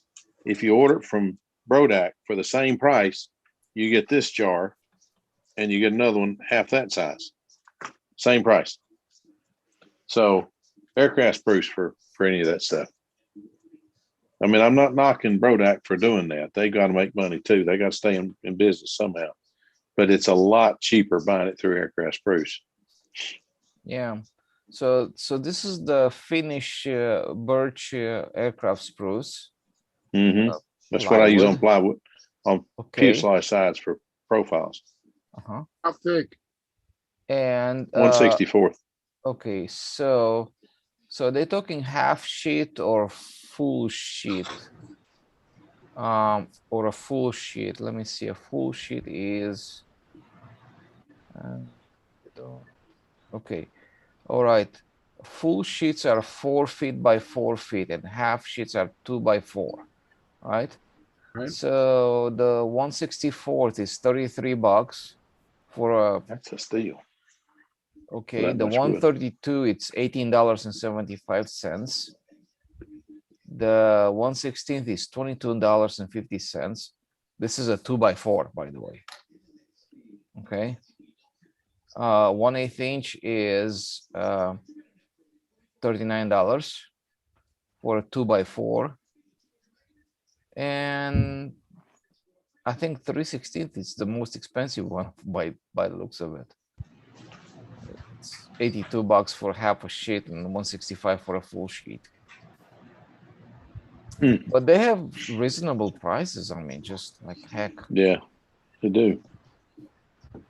And their dope prices, their dope is real good too. That's what I've been using. That and Brodak. You can intermix them. Everybody kept telling me you can't intermix it. You can't intermix it. Wait a minute. I use 3608S thinner with this, and I use 3608S thinner with this. They're both lacquer based. It's got to be the same stuff. It's Randolph's and Brodak, but it's got to be about the same stuff. I don't know if it's the same stuff or not, but it does intermix. Brodak is Randolph. That's what I thought. But I am trying to find a paint source that will sell me, you know, when they mix up paint, what they usually have is white, and then they'll have colors, and they dump into the white to make it a different color. Wendy used to sell, you could buy white and yellow and red especially, and you get a little bitty can, and you'd open it up, and it'd be about 2 tablespoons of this high concentrate pigment in this can. It was high concentrate enough you wanted to just open the top, pour some thinner in it, shake it up real good, pour it out, and then fill it up with thinner again, shake it up, pour that in with it to make your paint. One coat of yellow would cover a white wing and look nice. One coat of red, same thing. And one coat of white would cover, well, I always used polar gray in those days. So, but anyway, this stuff worked. Well, I can't find it. Wendy, I can't get Wendy to even answer the phone anymore. You don't want to talk models. But I think I might be on the tail of somebody. One of the people I used to deliver to, I saw him the other day out running around at a car show. And he said, well, come up here. I'll sell you all you want. He said, it's going to be about, I told him the size can. He says, you're talking about a 4-ounce can. I said, yes. He said, $10. I'm going to go get some. I'm going to get about $40 worth. Red, yellow, white, and I'll just probably get 2 yellows because that yellow is so pretty. Do what? You get red, yellow, and blue. You can mix up most every color you want. Yeah. I'm gonna try to get it. But you also need white and black for that, I think. Yeah, you need white and black as well. Yeah. I think I might go get some of that just because it's just so nice. I kept seeing Billy Werwige's. I grew up watching Billy Werwige's airplanes and really looking at them and wondering, how does he get such vivid colors and they're so light? And I'm putting 15 coats of red on something to make it good and red and pretty.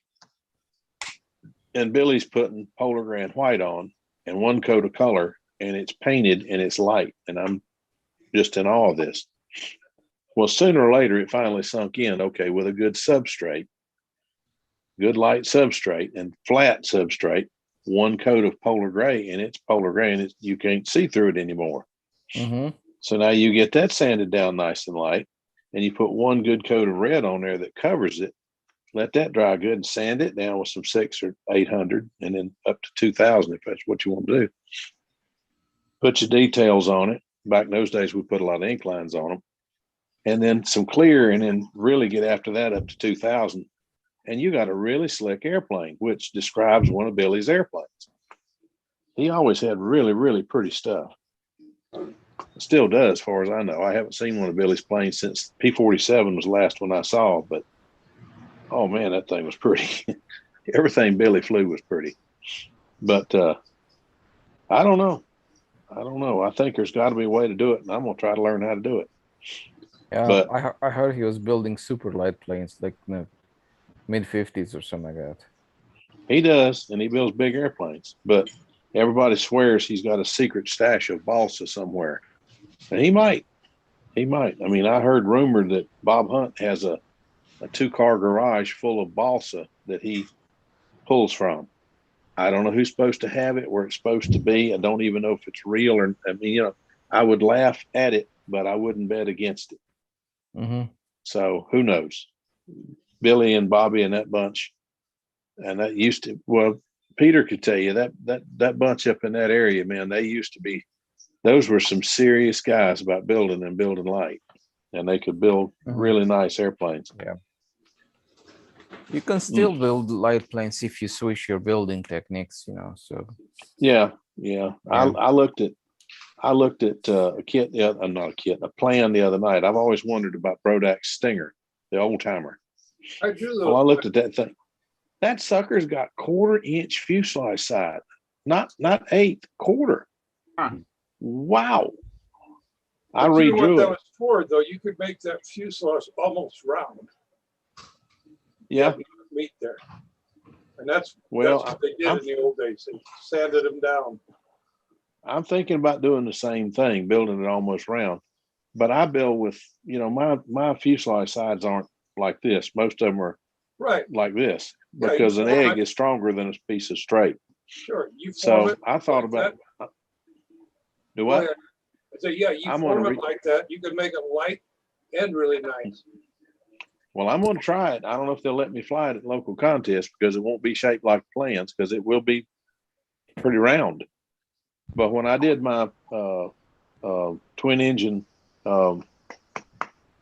Mosquito, fuselage was round.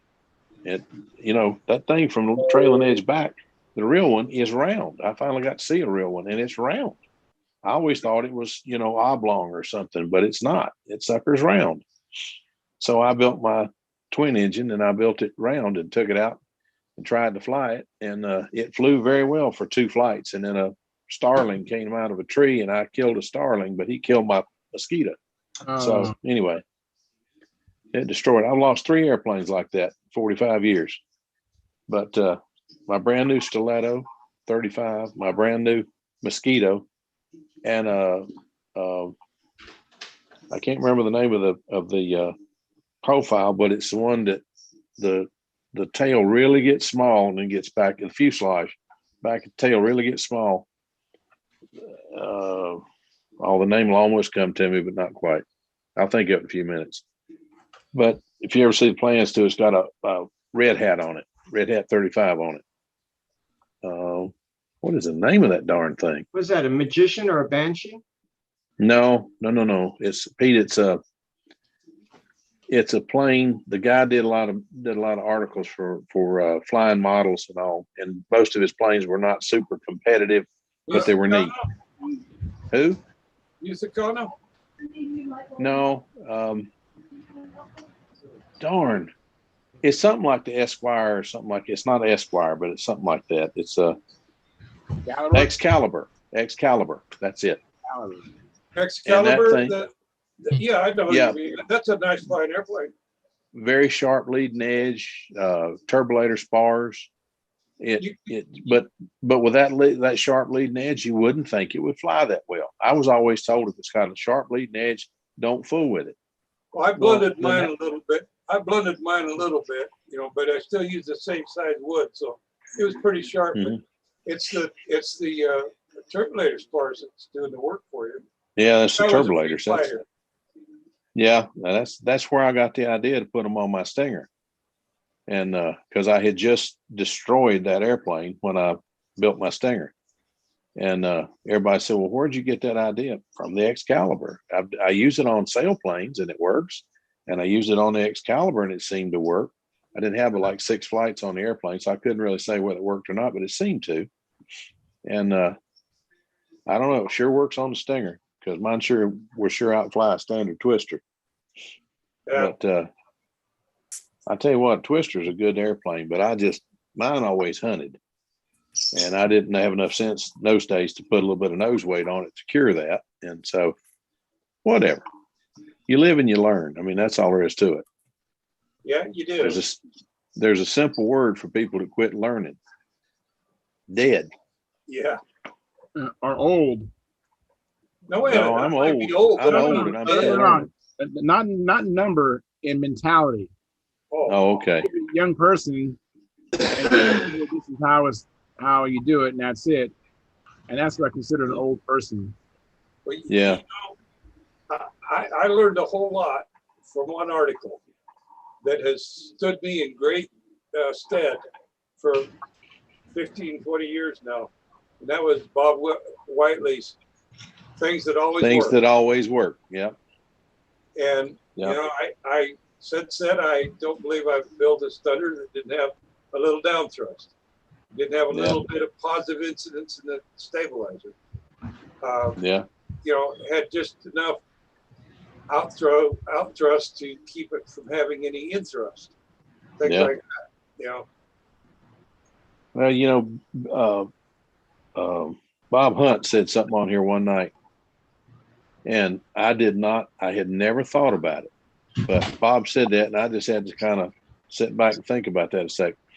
I was talking about how much rudder to use and wiggle rudders and all that stuff. We've been talking about wiggle rudders, and I put it on a couple of planes and it works great. But Bobby never does that. I mean, Genesis doesn't have a rudder. Crossfire rudder's just straight. The twin, the rudders are straight. And I asked him about it. I said, why don't you do any of that with your planes? He said, I don't do anything that will induce a yaw in my airplanes. And I had not thought about that, but that makes sense. Because anything that makes that plane yaw or do anything funny means a loss of, I mean, okay, we think of it as adding line tension, but it's actually adding a loss of control. Because for a split second, when it comes back, it's free flighting. Even a good one is free flighting there for a second. I said, well, I'll be darned. That makes sense. So I went down, I was flying one of my planes that has a wiggle rudder, and I took the wiggle out of it and just fastened the rudder absolutely straight and flew it. As long as you've got your motor at least outset enough that it's not inset, it will work. Now my rudder's hooked up again now. Let me just say that, but because I liked it the way it flew before. But just things that people tell you and they stick in your mind. It's a dummy that learns these things and don't at least try it. Yeah. If you want to get better and you want to learn, at least try it. At least try. I agree. I agree with you on that one. Well, At least try. That Pathfinder LE, if you build it the way it's drawn, you will have down thrust in it. Oh yeah. Well, you know, designed into it. Everybody knocks that thing, but if you'll look at oh good grief, I know I'm tired, but I must be getting old. Dave Fitzgerald, if you'll look at his plane, the Thunder Gazer, he's got 1/8 of an inch down thrust in that on the motor mounts. Right. He just simply draws it where you just lower the front of the motor mount 1/8 of an inch. And that's about 2 degrees of down thrust. I said, you know what? If Dave Fitzgerald puts it in his plane, it will be on my next one. Because that man knows what he's doing. Now I'm talking a fuel motor. Electric is a whole nother ballgame. Well, the same thing, you know, if you're running, you know, our standard counterclockwise rotation, the little down thrust will work and do the same thing as doing on an IC. But if you go if you like switch between opposite rotation, you know, clockwise and counterclockwise, like switch back and forth, you better make it straight ahead because you're not helping yourself. One way you'll have so much tendency to hunt, you won't believe it. And the other way it'll be dead solid, you know. Yeah. Well, I ended up in my Nobler, I ended up putting a little bit of up thrust in it to go counter rotating. And then I was out flying one day and I put another propeller on the thing that was, I had to go in and switch the wires because it was a standard propeller. And I think that's why I crashed the airplane. It didn't turn. Didn't want to turn. So I couldn't figure out what happened. And I was at home looking at the wreckage one night. I still hadn't fixed it. It's just hanging downstairs. But I looked at that thing and I thought, now why in the heck did that thing not turn? Because I don't remember it locking up. It just didn't turn. And it just came down and hit the main wheels and destroyed the propeller. And then the motor broke loose and tore up inside the cowling. I mean, it'd been easy fix for everything but the cowling. But the cowling's done. But I'm telling you, you go changing little things like that around and don't think about what you're doing, you can be setting yourself up for a problem. Yeah. Well, once I started using down thrust on my planes, the hunting practically immediately stopped. Yeah. You know, my planes would lock in right side up and inverted. And they just a whole lot of problems were cured. Ringmaster is a profile and it's got down thrust. Yeah. You got to watch out with the Yak 9 because the thrust lines on some of those kits are all over the place. You'd have up thrust on the engine and not down thrust, but negative incidents on the wing and positive incidents on the stab. And, you know, typically they would turn one way real well, but the other way they were real sluggish about turning. Guys, let me catch up on the chat box. And Steve, thanks for coming in, Steve. Yeah. Anyways, Mike Rigel says that you can get quarts of color butyrate dope from Wix Aircraft for less than $30. And then we have another person, Marcial Legrand says, evening from New Zealand. Oh, I think good to have him Marcio. here. Yeah, he actually friended me the other day on Facebook. He's part of our Facebook control line group as well, and then he friended me. Yeah, he's a prolific control line poster guy. Always showing off his airplanes and stuff. Hey, nice to see you. Welcome. Good to meet you, Marcio. Just if you're a member of Stunthangar, just click on the link underneath at the bench. Come on in. Actually, we're going to be transitioning to the after party in about 10 minutes. So beware. Yeah. I can't believe, Steve, you haven't said a word since you got here. I got my hand out like I'm supposed to, but nobody's said okay. There's a couple hands up. Oh, talk to Steve. Oh, I'm sorry. Let Steve talk. Go ahead, Steve. Oh, I've been doing too much. Just getting ready to head to the Nats and trying to make sure this time I don't do what I did the last time we went to Brodax. I packed my bags. I put in 7 pairs of socks and about 8 shirts and 7 pairs of underwear, all that kind of stuff. When I get there and open it up, I actually put in 14 pairs of socks and no underwear.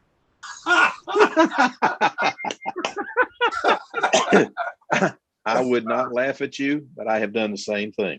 Yeah, I mean, you know, I'm pulling all this out. I'm trying to figure out what I did, and she's like, "Why do you have so many pairs of socks?" I said, "Because I decided to wear them as underwear, I guess, but didn't realize it." Yeah, I got a really great comment for that, but it's not family friendly, so I'll save it for the after. I thought about that too, Mike. But yeah, so Walmart's close there at Brodex, so ran to Walmart. Everything was fine, but yeah, I had to do the same thing. I went to my daughter's house and forgot underwear. That was pitiful. Oh.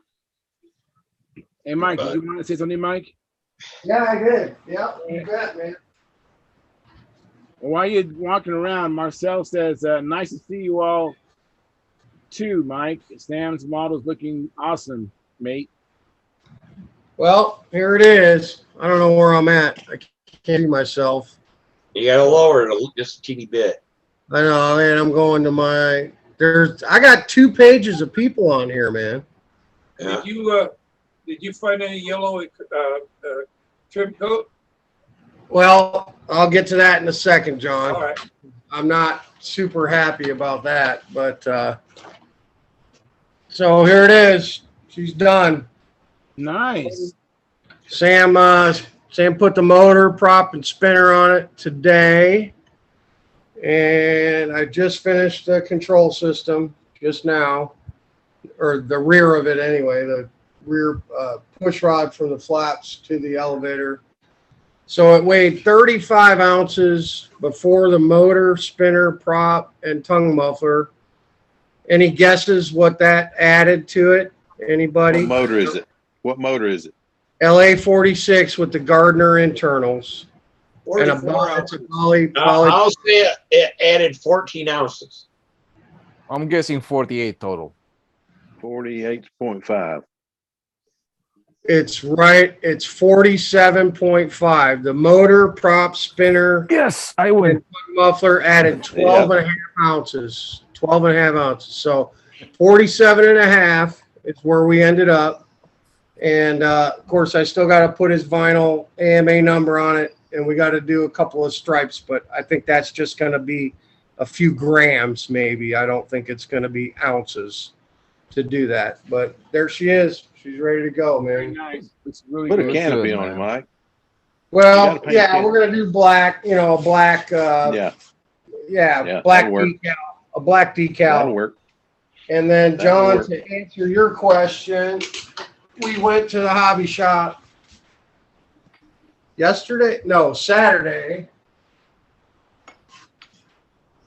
The only trim sheets, they had one white trim sheet, which ain't enough. They had one yellow trim sheet, which ain't enough. So, unfortunately, we got the fluorescent orange. That's That'll work. That'll look nice.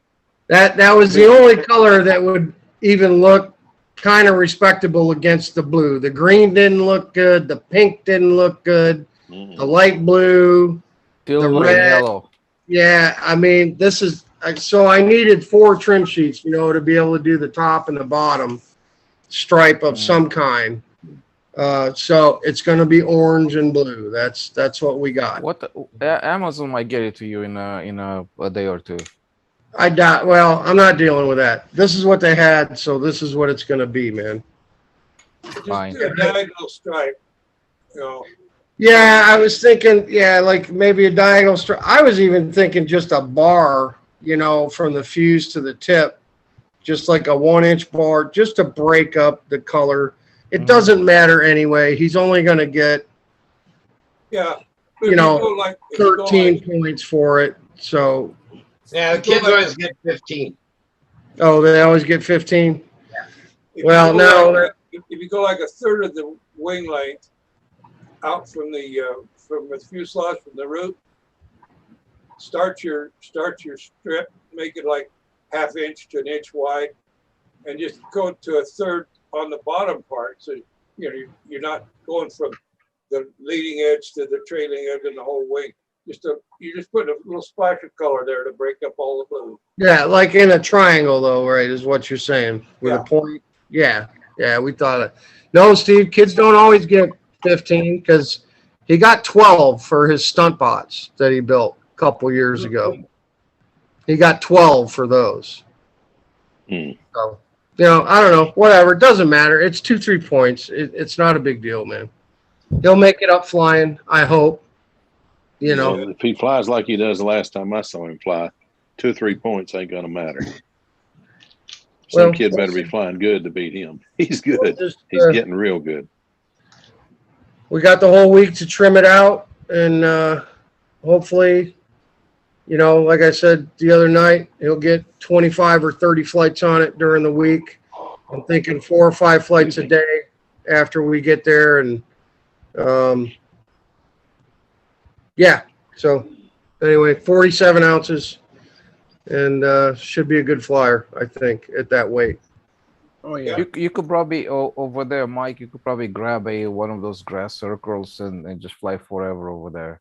Yeah. Sometimes No, the cages are available and nobody's on over there. You can fly back. Nobody should be in those cages except speed guys and racing guys. You stunt guys need to stay the hell out of those cages, man. They're not used. Why?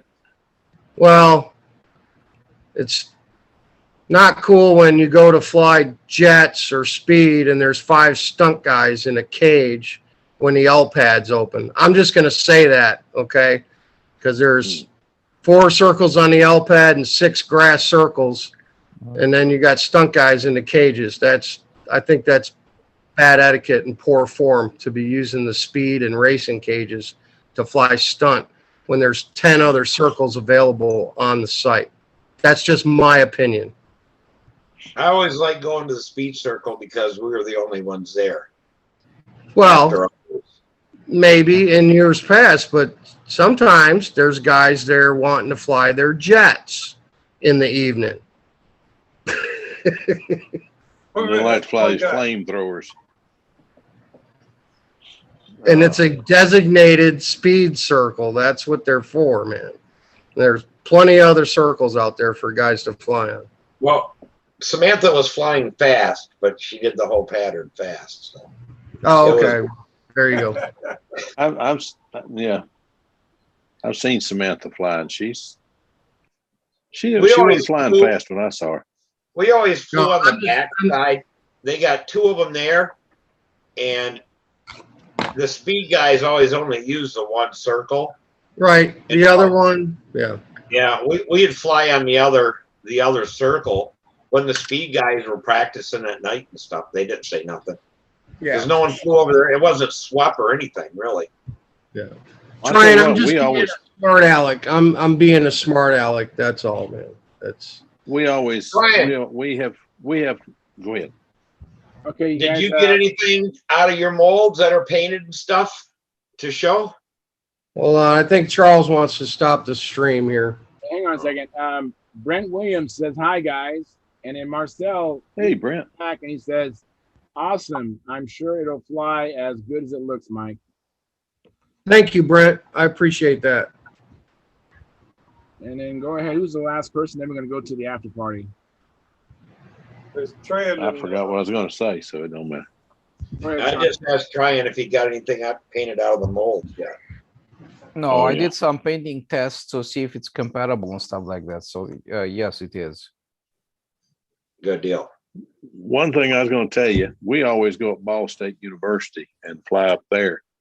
You generally got 2 or 3 circles all to yourself. We just set the truck. We set the van up and set up our pup tent, not pup tent, but our easy up, and pull out the cooler and the chairs and just sit there. And about 6 of us went up there and flew all day the day before Old Timey Classic. And the only time they ever came by to check, the guard came by and wanted to know if it was beer in that cooler. I said, no, there's water and Pepsi. Have one. It's hot out here. You're walking around that blue suit. Good grief. He grabbed me a bottle of water. Didn't bother us anymore. Well, you just fly in a parking lot? Well, but if you we hide the beer lot. correctly, you should be fine. It was in the other cooler. I ain't crazy. I may be crazy, but I ain't stupid. Very good. So what are they going to do with the nets with Barry's not going there? The beer tree will get neglected, I think. The berries aren't going? No, he's not going. Oh, shoot. He's taking I'll call him, see what... He's taking his wife and kids on a little vacation trip. Well, that's good. I'm glad to hear it, but I keep wanting Derek to win the darn thing. He's a perennial second placer. Yeah. I remember judging him when he was a kid, and I knew then this kid's gonna be good, and he is.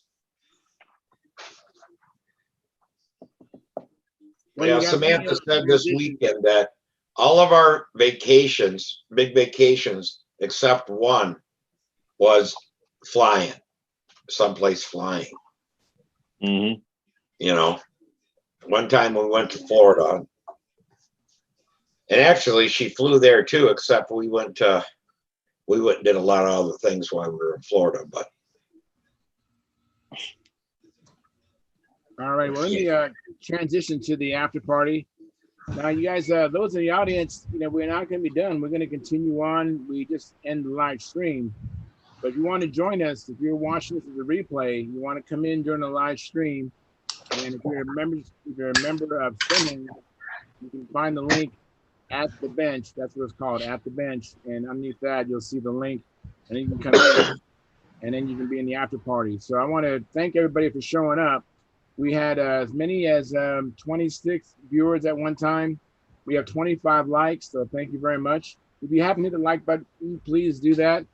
Also consider, we haven't had any chat revenue tonight, so please consider donating. I mean, Sparky has invested in this Zoom Pro, so it'd be great if you would contribute and toward that end. And with that being said, I think we had a pretty good show. Go out there and have some fun. Come back with some show and tells. Come back Friday night and show us what you've been doing.